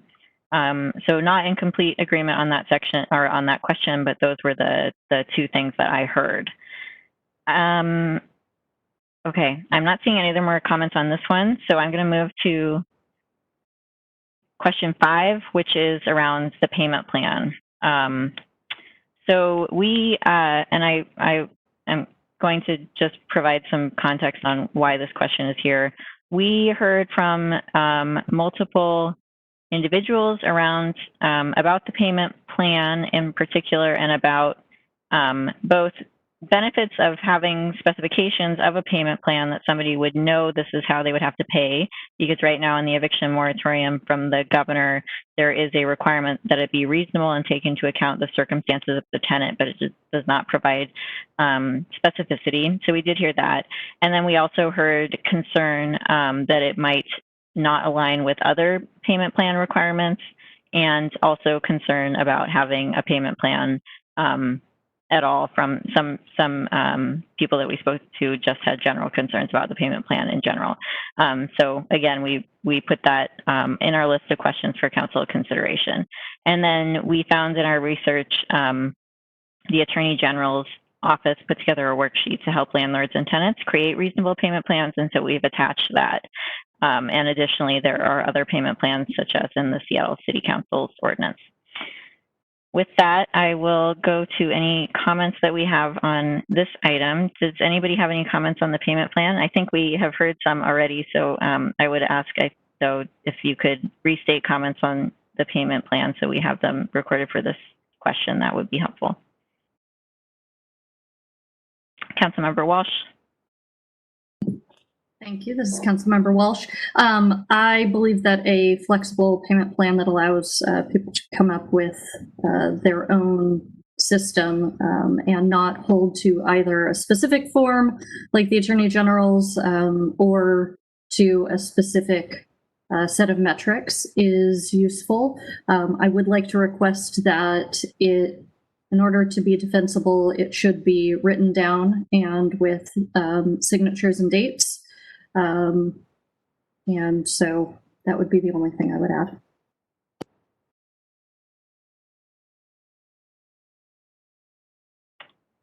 This is Council President Hunt. So it'd be written down, you mean between the two parties of the contract agreed to? Yes, meaning it cannot be a verbal only agreement. Okay. Councilmember Dmichel. I think I tend to agree with Councilmember Walsh on this. We did hear from several people who said that the plan needs to be flexible and that they didn't want a prescriptive plan. So I was a little surprised that the Rental Housing Association worked that into their proposed ordinance. I understand that they are looking for certainty and they want some direction. I think that's the purpose of their putting it in there. But we certainly heard from a number of people reflecting exactly what Councilmember Walsh said, that it be very flexible, that it's something that should be worked out between the two parties, and whatever they agree to, as long as, and again, I agree, if it's a written agreement that shows that the work's been done, that was preferable. So I think that I'm leaning towards Councilmember Walsh, and agreeing with the fact that we should leave that flexible in the ordinance. I understand where the Rental Housing Association is coming from on that, but I'm not sure that's where everybody else is coming from. Thank you. Let's see. So do we have any other council members wishing to comment on the payment plan issue? Councilmember Goodman? Thank you, Councilmember Goodman here. As you, certainty is, I understand how everybody wants certainty. And I also don't think that a prescriptive payment plan, regardless what it is, can be determined to be reasonable and take into account the circumstances, because it is by its very nature prescriptive if we prescribe something. Flexible, I'm not sure how that works. My knee-jerk reaction is to say, no, I would not support a prescriptive payment plan. But my mind goes to where my mind went when I started working on options that resulted in one search that returned to mediation as an option, and that is, maybe there's another way to do this. Like maybe it's a backup option. So that's kind of where my mind goes. If this doesn't work and that doesn't work, then maybe somebody can opt to choose this instead. So that's kind of where my mind is going right now. But as it stands right now, don't think I can support any kind of prescriptive payment plan.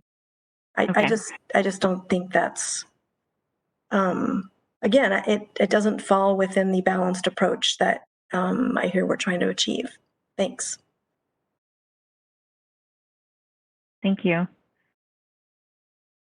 I'm not seeing other comments on this section. I will say that for me, from my perspective, I would want to have some idea of what a reasonable payment plan would look like. And so I am in favor, and I think I am also, I was also interested to see that in the Rental Housing Association of Washington, when I spoke with them, they also talked about, having a version that they thought they could agree to. And then if you wanted to, as it says in the draft ordinance, if you wanted to be more, give more time or be more, give more flexibility for the tenant, then you could do that. But this would be the upper limit of the requirement. So for me, it gives some more certainty, and that is one of the main benefits of doing the ordinance. So I am personally still in favor of having a requirement, but I do think we need to find something that is considered reasonable, generally speaking. So that's where I land on this. I think that we heard from, for instance, from the Housing Justice Project, and somebody, Councilmember Dmichel can correct me if I'm wrong, but that certainty around having the payment plan is one of the benefits of having the ordinance in the first place. So I'm still in support. We have a comment from Councilmember Martz. Sorry, Council President Hunt, kind of a late breaking comment. So we're way outside my expertise in designing things for low Earth orbit, but and I haven't been a renter in over 20 years, and I've never been a landlord. But as I read this section, if it's 1 month, you have to offer at least a 3-month plan. If it's 2 months, you have to offer at least a 6-month plan. If it's more than 2 months, you have to offer a 12-month plan. The way I read that is so that if somebody is if two groups are trying to figure this out, that if the land, if you owe 3 months and the landlord says, I'll give you 5, that's not a very good deal. So, and you would hate to have somebody have that used against you. It might even actually also help in the mediation, right? Because it would help lay the groundwork. And again, I've never mediated anything, but this language doesn't seem unreasonable to me. It does not seem to create an undue burden on if somebody's going to offer a plan. I would think that if they're a month behind, you'd offer 3. If they're 2 months behind, that you'd offer 6. If they're more than 2, you'd offer a 12. Like, that just seems reasonable. So nothing in this seems unreasonable, and it seems to provide a framework. So I would be okay with leaving it in. Again, to make sure that nobody, you didn't have a situation where somebody offered an extremely short-term set of terms that really wasn't terms. If somebody's 3 months behind and you offer them 5, you really hasn't helped that much. So I'm okay with it. Thank you. Thank you. Okay, so on this subject, we have, we again don't have a complete agreement. I think we have concern that, well, so firstly, maybe a interest in an option that this would be a payment plan that would come into play after something else, such as mediation. And then we also heard support for removing it, or support for removing the payment plan, and then also support for keeping it in for the certainty. So we have all 3, I think, perspectives. So maybe I'll put a star on this, and then the next item on our discussion will be the mediation and the plan proposed by council members Goodman and Ray. So I'll put a star by that, and then we can return to that afterwards and see if we might better summarize our comments on that one. Okay, so the next question that I wanted to propose, which isn't in our list of questions, but is around this mediation. And I'll start off with the question that I have for the authors of the mediation memo, which is, the way I see this, it only really works if it is paired with a defense against eviction. And so I first wanted to check if that was the intent, and then also check if you would imagine that it would be paired with something like this ordinance, or how you think it would fit into a defense against eviction. So this would be a question for council members Goodman and Council Deputy President Ray.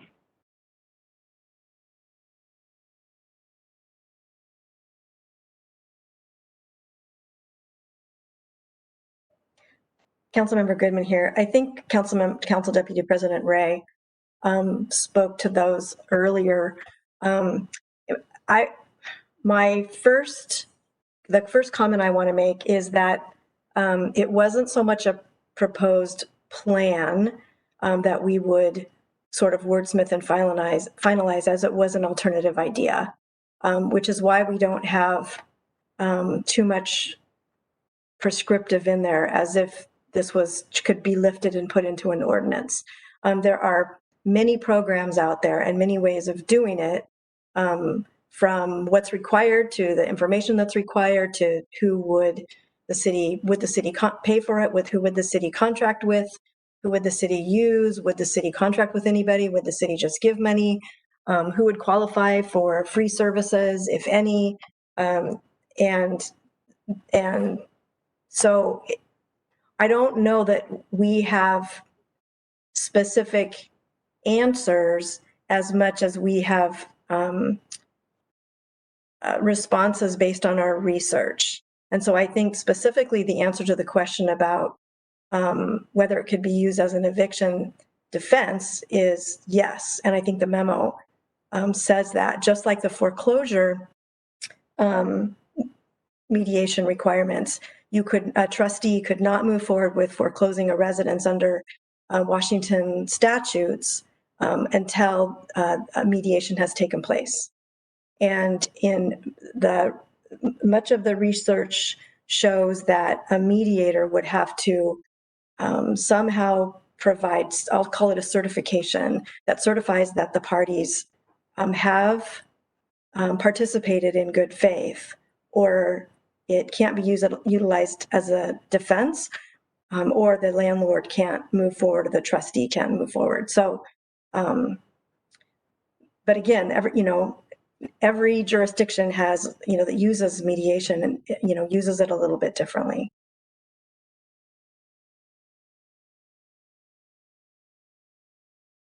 Did that answer your question? Thank you. It partly answers my question. I guess my question was more also with the intent of this particular idea. And so but I can, if there are other comments on the memo and what council members' preference would be as far as proceeding with or next steps on a mediation program. Well, I want to be able to answer your question. I mean, certainly it can be used as a defense. It's just a matter of how we structure it. But I think that is in the memo, that it can be used, and it's mentioned in the other plans in there. Yes, it can be used as an eviction defense. And I don't think, other than a passing few sentences, we discussed that the intent would be that we would combine it with this ordinance as, sort of an AB plan.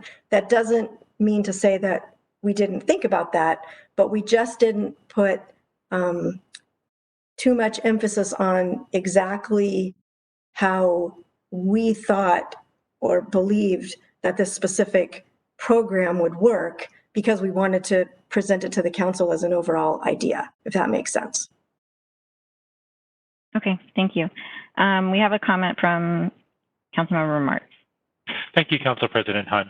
Yeah, I would support A plus B. I think putting these together, as we've talked about it this evening, seems to be an effort to first get consensus and then provide safe haven or more of a safe haven in an emergency situation. So I don't think it does any harm to the intent of the bill as written. So I'd be interested to see what the other six think, but I would not probably support just mediation without the language that's in here in the bill as present. But the A plus B together, I think, seems stronger than either A or B by themselves. Thank you. Thank you. We have a comment from Councilmember Hall. Thank you, Council President Hunt. This is Zac Hall. Just to say that I completely agree with what Councilmember Martz just said. And I think that there, in particular, what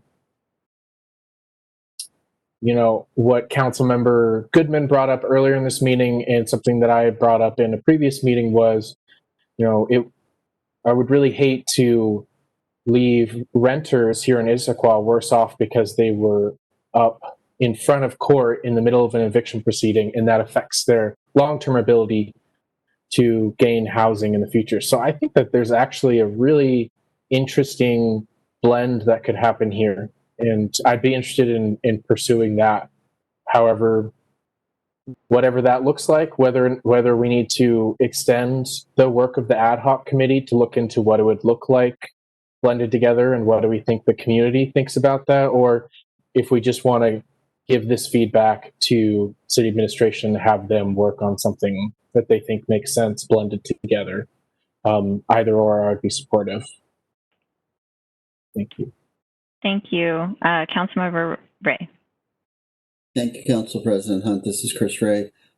I think that merging the two concepts together is possible. There are a number of areas within the current ordinance that would be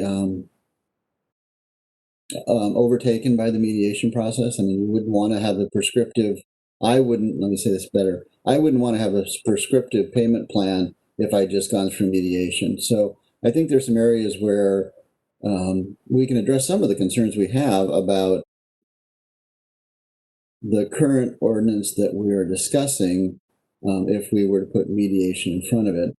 I personally believe mediation can stand on its own without the ordinance, but that's, again, just my belief that we can get, I don't know, I'll offer a percentage, but I think very few instances would go through mediation and then continue on to court if both parties in mediation negotiated in good faith.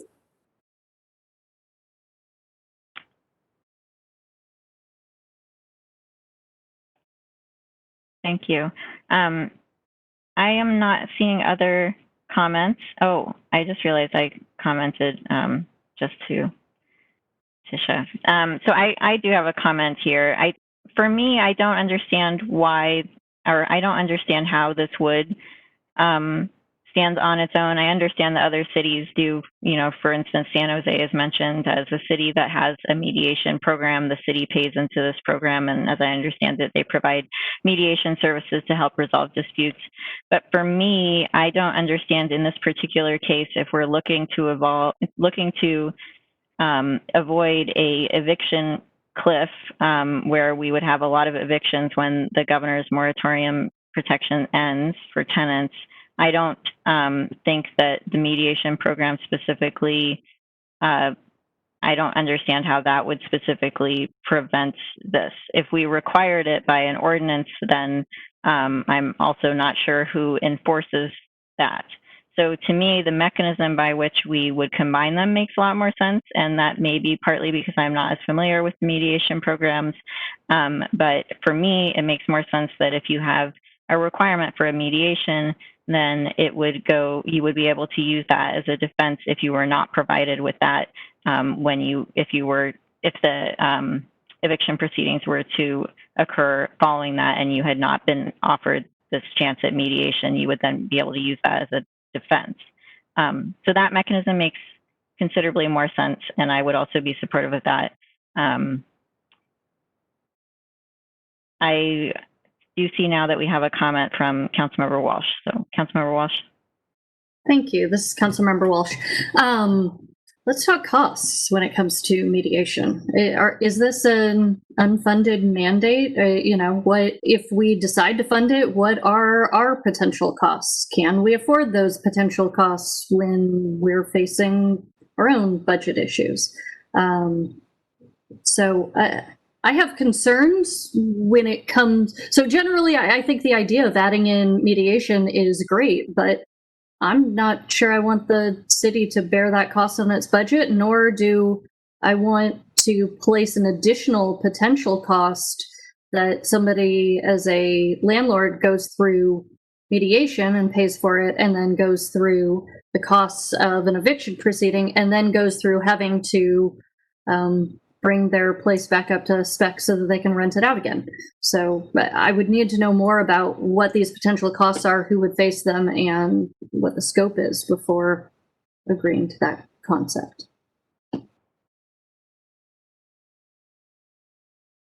Thank you. Do we have a comment on costs? I would add to I had a question about who typically bears the cost if we're talking about people that can't pay their rent. Who is bearing the cost of this mediation if the city is not providing? We have a comment from City Administrator Bob Kowitz. Yes, thank you, Council President. To make sure I'm all in the right order here. You know, it was mentioned San Jose. I mean, larger cities have ongoing mediation, but to deal with a whole variety of issues, not just the landlord-tenant issues. We are certainly not in a position to create our own landlord-tenant mediation service. There are certainly nonprofits in the area that could be used. I think the point of having it included in the ordinance and of it not being taken advantage of, if it's not offered by the landlord, then that is a line of defense should this go to court. So I think that is something something you might want to consider as well. But certainly we don't have the resources to provide that mediation, and nor do we even have a cost estimate. Not sure what order of magnitude we'd even be looking at. Thank you. And I missed Councilmember Dmichel. So Councilmember Dmichel, and then I see Councilmember Goodman as well, and followed by Councilmember Martz. Go ahead. Thank you. This is Councilmember Dmichel. Those were some of the questions that I had as well. The costs, if we're talking about an eviction cliff, we're talking about a lot of people going through an arbitration process. Do we know that there's the capacity either through the courts or through private arbitration or nonprofit arbitration for all of these people all of a sudden to be needing arbitration services? I think those, I think it's a really intriguing idea that has been put forward, and I do appreciate that. And I do see a possibility of combining it with the ordinance that we've been discussing, but I do have a lot of questions, and I think if we're going to, I think we would need to do the research. I'd also like to go back to some of the people who've already commented, and also perhaps add some more, like Eastside Legal Services, their input into this question. So I'd like to do a lot more research before we decide whether we're going to support it or not. Thanks. Thank you. Councilmember Goodman, followed by Councilmember Martz. Well, I don't have to go before Councilmember Martz. I think you should go ahead. Well, I thank you, Councilmember Goodman. I appreciate that. This is Councilmember Martz. On the subject of cost, I just want to mention that I seem to recall a few weeks ago we had a very spirited conversation about potential tenant assistance and 6-figure numbers, 7-figure numbers. So mediation is probably, I'm going to guess, a lot less money than some of the numbers that were potentially being thrown around about tenant assistance. So I think it's great to ask, where's the money going to come from if money has to be spent? But I just want to point out that some folks on this council were ready to potentially dip significantly into ending fund balance, and that we should consider that when considering the cost of mediation. Thank you. Thank you. Councilmember Goodman. Thank you, Councilmember Goodman here. And I'm really glad that I let Councilmember Martz go first, because he took the words right out of my mouth. And I would actually take it one step further and say that issues about cost are really a red herring at this point, because we've been talking about potentially the idea of significant rental assistance. When I think if the alternative is mediation versus rental assistance, mediation wins hands down. I don't think it's nearly as expensive. And, I think we are not in the business of inserting ourselves as much as we've been talking about into the business between landlords and tenants. And certainly I share everybody's concern out there, but I think we have to be very careful and very judicious. I wanted to clarify just a little bit the difference between mediation and arbitration. Arbitration is just like a trial, but it's private. That's not what we're talking about. Mediation is using a third party, typically somebody who's been trained. A lot of times they are sitting judges, they are retired judges, they are active attorneys who volunteer or get paid for their services. And mediators sit as a third party, and they take information from both sides, and they help people come up with a voluntary resolution. Arbitration, like I said, it's a private trial. You get an order, just like a judge would give an order. It's not arbitration that we're talking about. And the terms are confusing, so this is not meant to be a response to Councilmember Dmichel about using the word arbitration, because it's very common. But I want to make sure for people who are listening that we're not talking about arbitration. So in addition to the comments about cost, we also have what we think is a meet and confer requirement in our county that's coming down from the Washington State Supreme Court, maybe on September 15th. I think we would be wise to wait and see what happens and see what that looks like. And I also think that we would, before we make any decision about any ordinance or mediation, and then I also think we have our own household, as in city's household finances, to look at in the form of a budget before we make any decisions on any of this, particularly spending any money. Anyway, those are just my comments regarding cost. Thank you. Councilmember Ray. Thank you, President Hunt. This is Chris Ray. I got to tell you, I am, I think, similar to Councilmember Martz and Councilmember Goodman, but I'm really perplexed about how we can be worried about the cost of mediation and who's going to bear that, but not the cost of going to court, which everything I've ever read says mediation is significantly more cost effective than going to court. So the alternative is going to court, which is far more expensive for all of the parties. And we've had talks about funding funding legal defense, but we're not interested in funding mediation, which is significantly much more effective. And it's also confidential so that it doesn't have a lasting effect. I mean, I think we got to compare the apples to apples here, and the cost is so much less for all the participants. And then we can have a discussion about whether or not we want to be a party to that funding equation, either in court for legal defense or in mediation. But I agree. I think the cost thing is a bit of a red herring. We have a comment from Councilmember Walsh. This is Councilmember Walsh. I need some data here. I've never gone through mediation. I've never gone through a trial. I don't know what the costs are for either of those. So I think, yeah, this is a big question mark in my head. I don't know what kind of scale we're talking about here. Thank you. This is Council President Hunt. I'm going to just make one comment because otherwise I'm worried that I will not make my comment.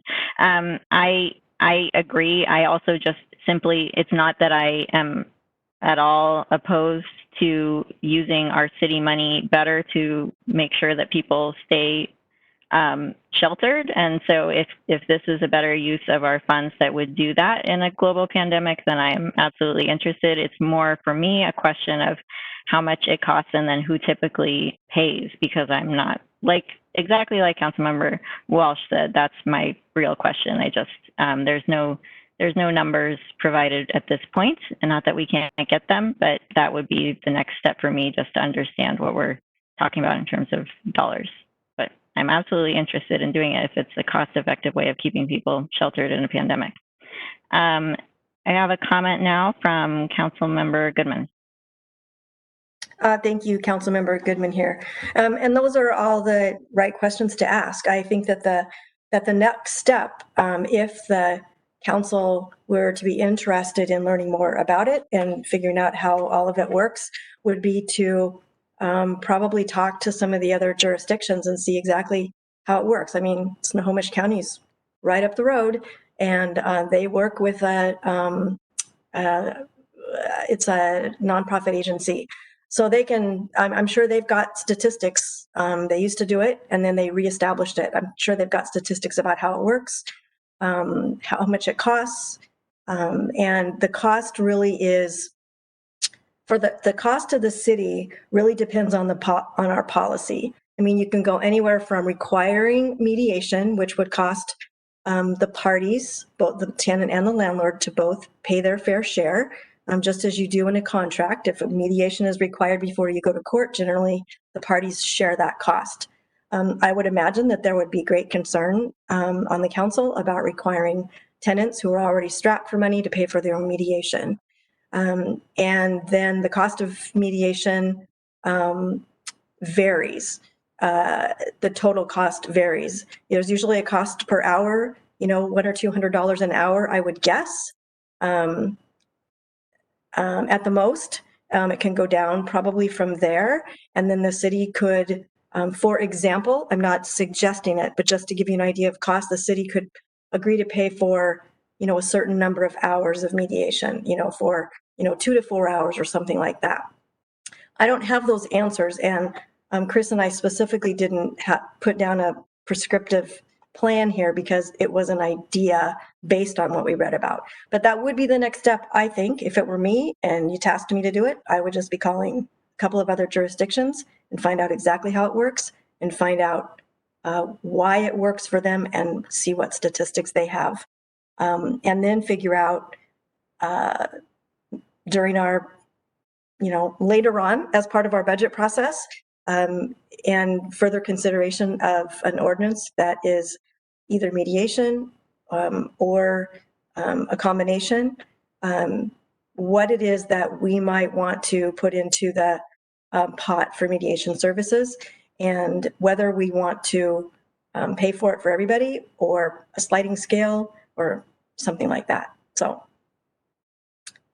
that's, unless somebody else has a specific question, that's what I think. Thanks. Thank you. Okay, I'm not seeing any more comments on this. Does anybody else have any more comments they'd like to make? Okay. I do think that leads well into the next question, which is about next steps. So on the topic of mediation, I heard, I think, to summarize, I heard that we want to, one way or another, get more information. We are intrigued. We think it may pair, a number of us talked about how it might fit into a defense against eviction as a requirement that you would have to do mediation first, but also, looking to understand more about the mechanism as well as the cost, and looking to our neighboring jurisdictions that have done this, particularly Snohomish, since they are close to us. And then also the need to understand as well what the meet and confer will look like, and if that does come to us on September 15th, to better understand that and how that would fit in as well. So right now, I just on that topic, I did email our lobbyists back, and so hopefully we will have more information about that. But for right now, we don't have much information other than the one email that was provided, that there will be that process in the near future. Okay, we have a comment from Councilmember Goodman. I wanted to just make one other comment for everybody's consideration, not really consideration, but if this is something that's coming from the Washington Supreme Court, it might come down as a rule rather than a law, which means that before you could utilize the court system, the parties might have to meet and confer, similar to before you can go to judge and gripe that the other party hasn't provided the documents in response to discovery, the attorneys or the parties have to sit and talk about it. It's to avoid having to go to court. So I'm thinking that might be what it is, to try to keep people out of court. But I'm thinking if it's coming down from the Supreme Court, it's probably not a law. It's more like a court rule. Anyway, I don't know how magnificently that adds to the discussion, but I just wanted folks to be prepared for that, because that's just what I was thinking. Thanks. Thank you. I'm just not sure. I feel like we need more information about what it is. I think it is a process that has been convened by the Chief Justice of the State Supreme Court, but it's a work group that's developing this process. So I personally don't have a lot of confidence in my understanding of what that looks like, but I appreciate the additional information. So I also think we do need to learn more about what that is, because it would affect us if it applies to King County. I have a comment from Councilmember Dmichel. Thank you, Councilmember Dmichel. This is actually more of a clarification. Did I hear that Councilmember Goodman is going to do some research on costs? And I want to go back to my concern about capacity. And I know that's a harder thing to nail down, but if we're talking to Snohomish County, which is a lot larger than we are, I'm just wondering if we can get some information about what this would mean in terms of personnel. And I don't know if Snohomish County can answer that for us, but I'd like to raise that question. It's not just a matter of cost. It's a matter of, can we actually do it? Or are we putting something in this ordinance that wouldn't even be capable of being met in the real world? So if we could get some idea of what capacity needs would be included, that would be helpful to me. Thank you. Thank you. Okay. I'm not seeing other comments. And we do have, so the last question, oh, Councilmember Goodman comments.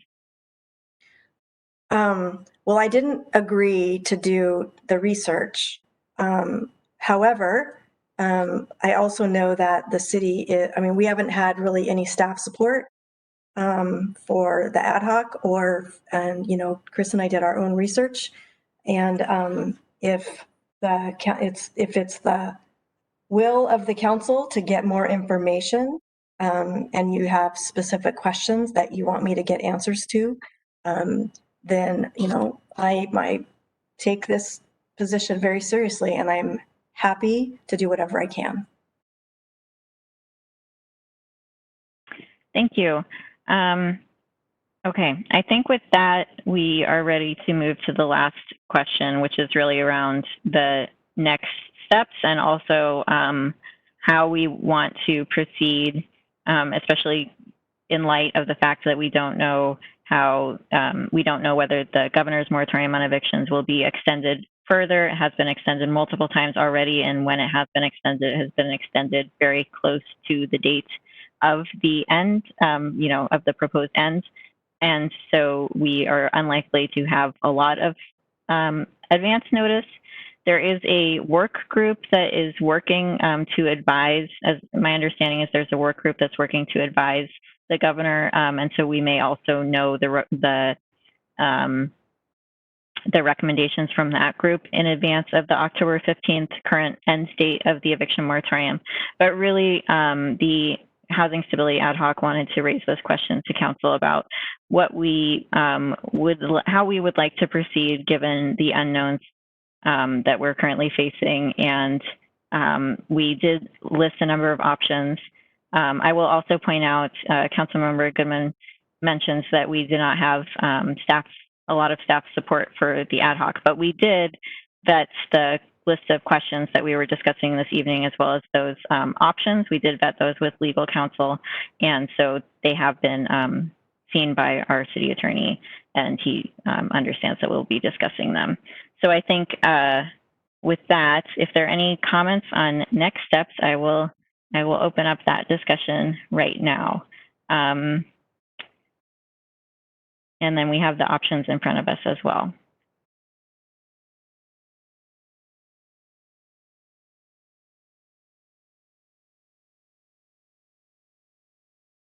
Okay.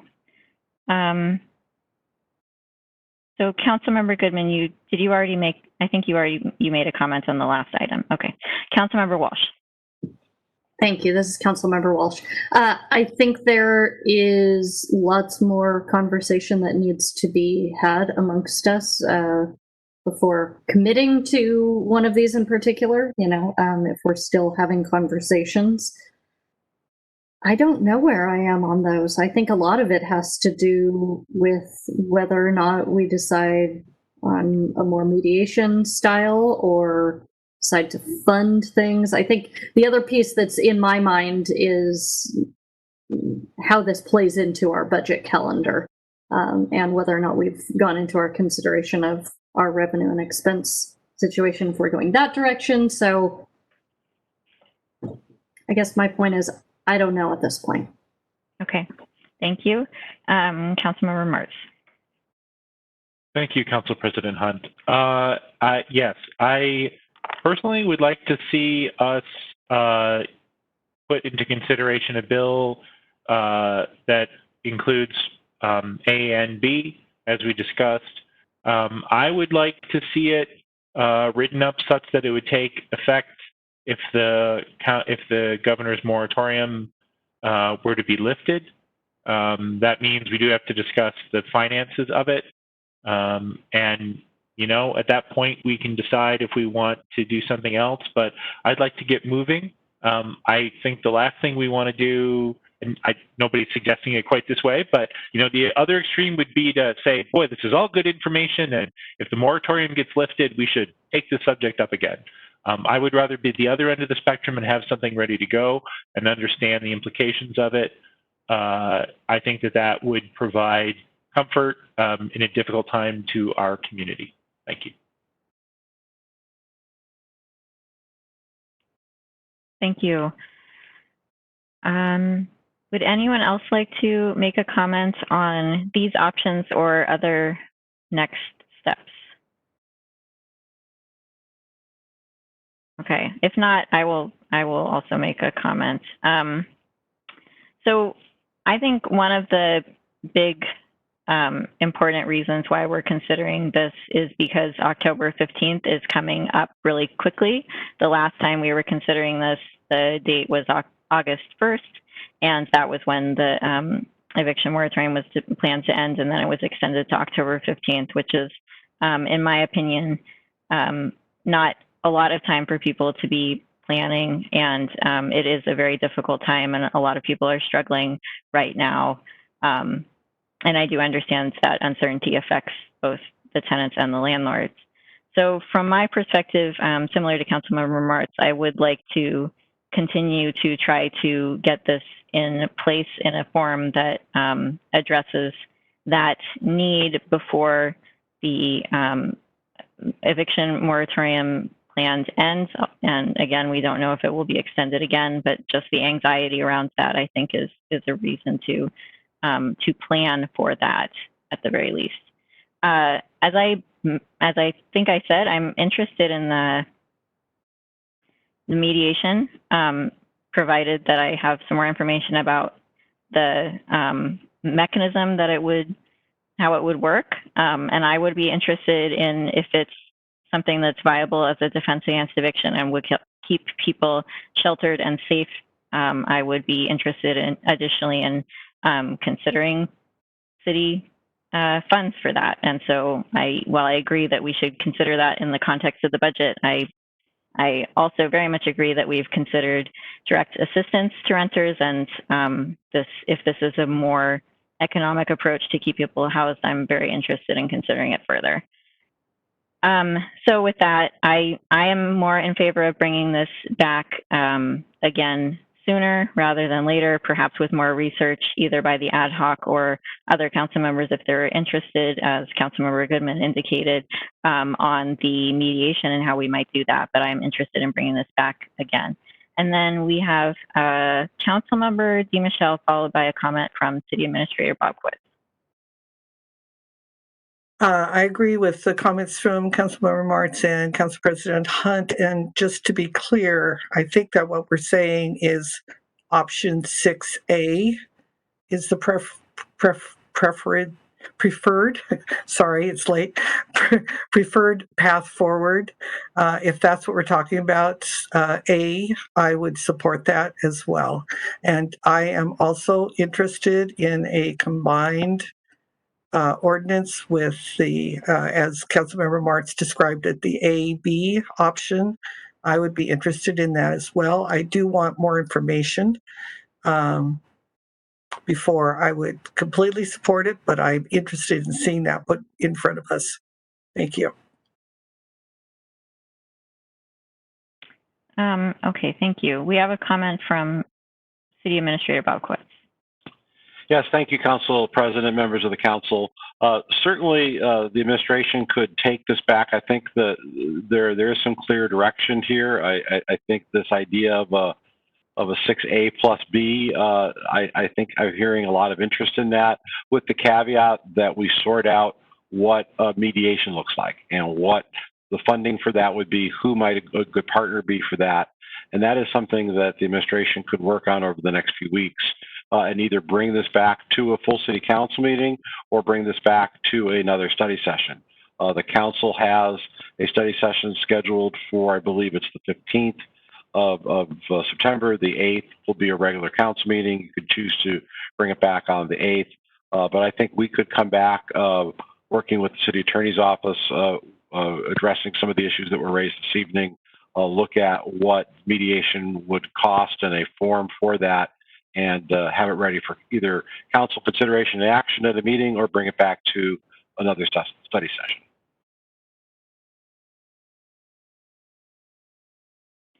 Thank you. I did have a question on this as well. So for timing, one of the things we had discussed previously was that for a emergency ordinance that, for an ordinance that does not evoke the emergency, that would be 60 days or 30 days, I believe, to go into effect. But then we could also decide to pass an emergency ordinance that would be effective immediately if that were the will of the council. And so I believe that when we set this August 25th date, the intent was for the ad hoc that had previously been established to bring back an action for the September 8th meeting, because that would allow us that 30 days to have an ordinance that would go into place.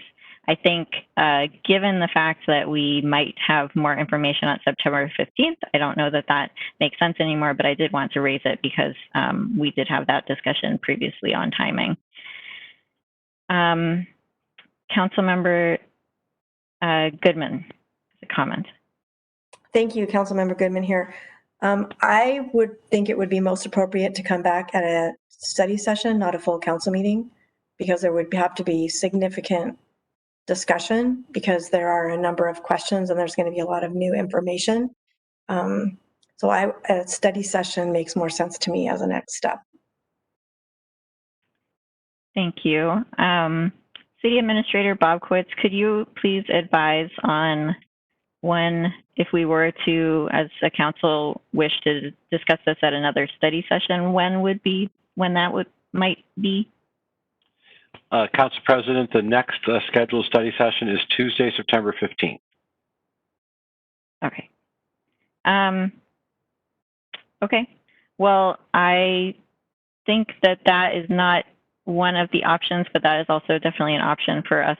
That's not one of the options we listed, but that's definitely an option for consideration.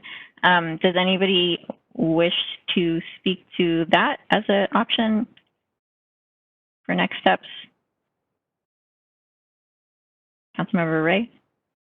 Thank you, Council President Hunt. This is Chris Ray. I really have a question. When we referred this item back to this study session, we also said then to come back to a full council meeting in that motion at that time, right? So we would, and this is a clerk question for the clerk. I mean, since we've sort of preordained that it would come to this study session and then go to a full council session, can we undo that? This is Tisha. In the past, we have handled that a couple different ways. So you're correct. Definitely there should be some acknowledgement at the meeting on the 8th of this item, and an update could be provided, and that could be provided by the ad hoc committee verbally under committee reports, at which time they could indicate the recommendation coming out of this meeting to, continue it to another date. So I think it could be addressed that way. Thank you. Thank you. Do any other council members wish to speak to the suggestion, which is that we would bring this back on September 15th with more information about the mediation and how it might be combined with a defense against eviction? With an interim report by the ad hoc committee on September 8th.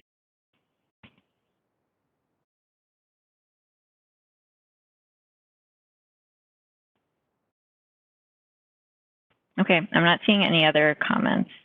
I will make one comment on this, which is that I think that the ad hoc committee did do a lot of outreach in terms of reaching out to a lot of people, and I would imagine that they might also be interested. They provided very good feedback to us, and I imagine they would be interested in if there is a substantial change in the direction, which I think, I think including the mediation could be a change. And so I would think that the ad hoc committee that we might benefit from checking in with those people again and seeing how they feel about that addition, and then also getting feedback and continuing our research with them.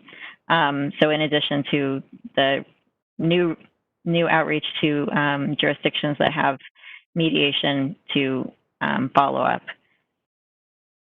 And I think that would be beneficial, but I guess, does anybody else have any more comments on the subject of next steps? And I think otherwise we will bring this back on September 15th, and we will have more information on mediation provided by, well, let's see. So what's the best mechanism for getting information?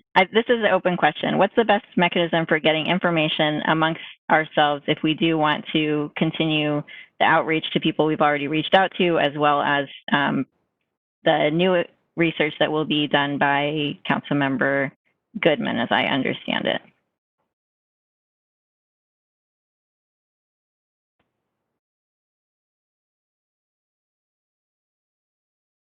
Councilmember Goodman.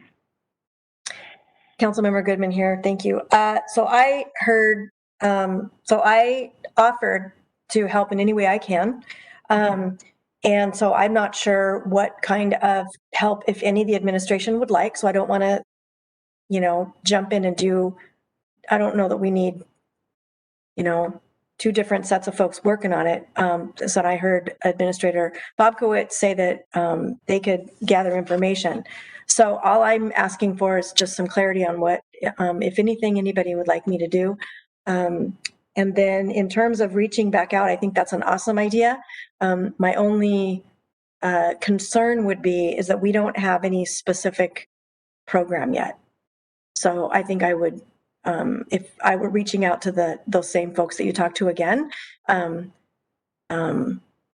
would be the only concern, would be that there isn't anything super specific, but feedback on, you know, maybe they can be provided the memo and then they would have questions and comments. So I will just wait further direction from anybody.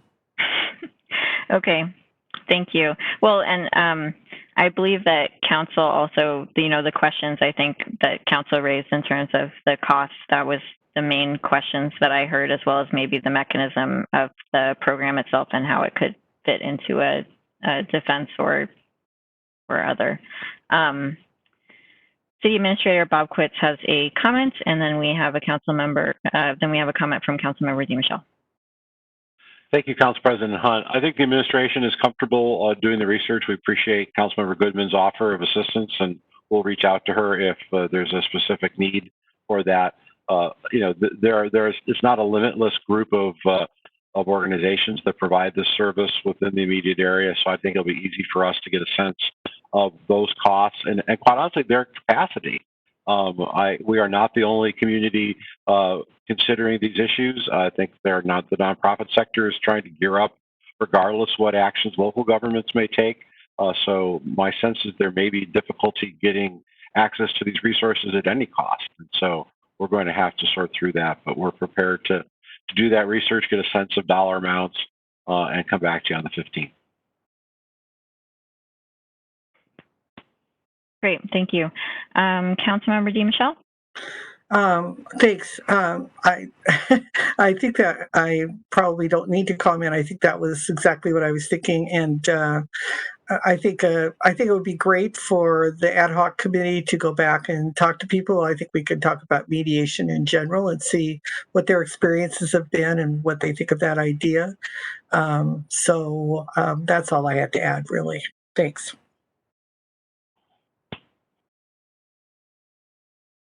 Okay. Okay, I actually think we have a plan for next steps. Does anybody else have any comments on this next steps or anything else? And then I will say too, I had made a star by payment plan because we didn't have any direction on that. And so if anybody has any, after having this conversation, if anybody has any additional comments on the payment plan item, also wanted to provide an opportunity for that.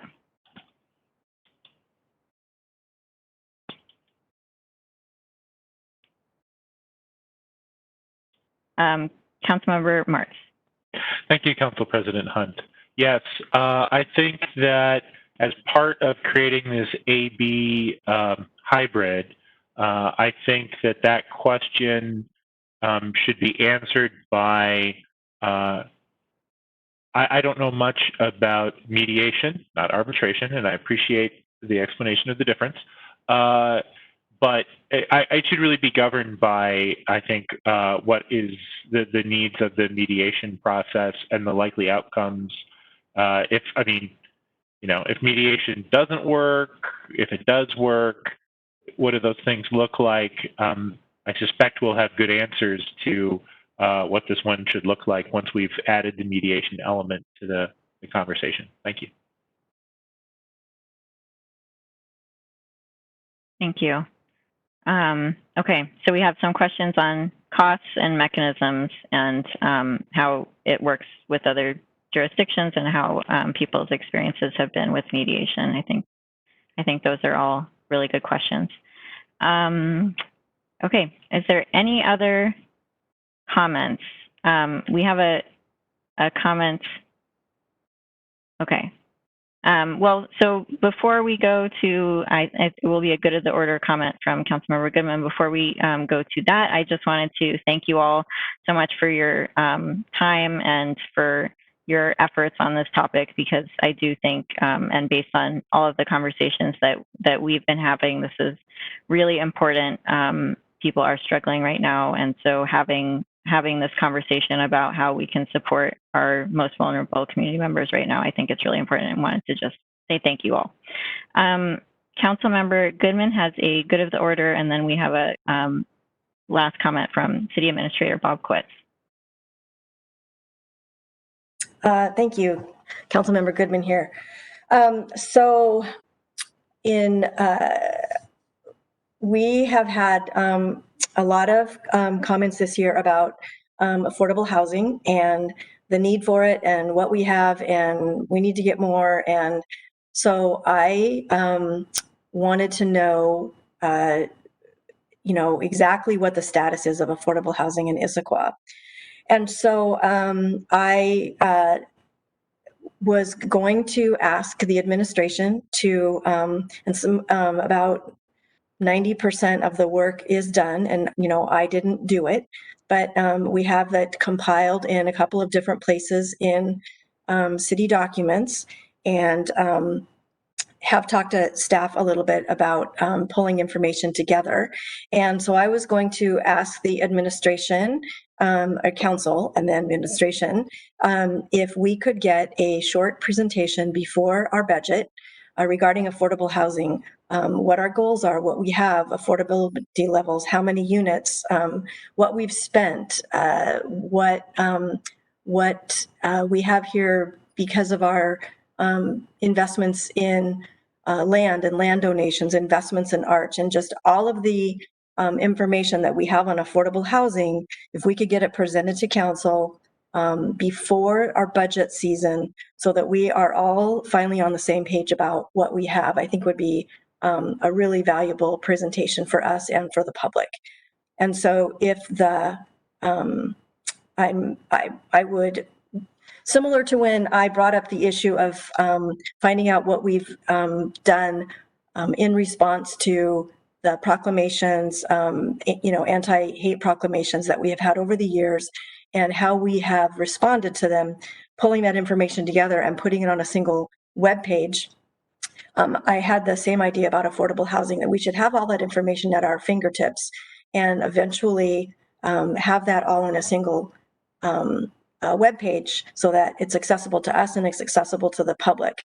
And so I would be interested in opposition to or feedback about my suggestion that we have a short presentation before we start our budget deliberations, just so that we're all on the same page about it. We also have the TOD project that's in the works, and so we should probably know how that helps us as well.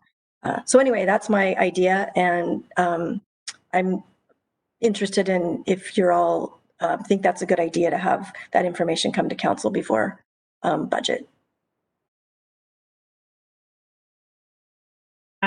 This is Council President Hunt. First, I'm just going to ask a procedural question. So maybe this is a question for Tisha. So we don't typically, well, I guess, would we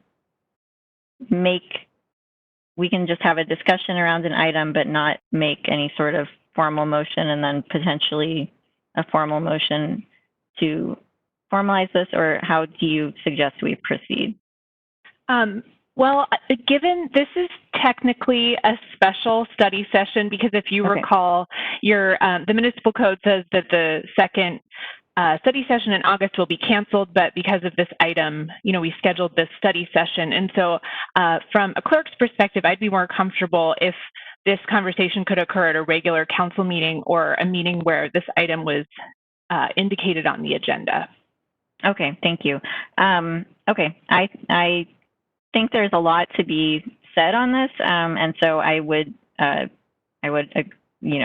defer to the city clerk. So I think if that is agreeable, we will have that discussion at another time when it's either on the agenda or on a good of the order that's on the agenda, which would be the next meeting. And we have, okay, so I believe now we have we don't have any more comments.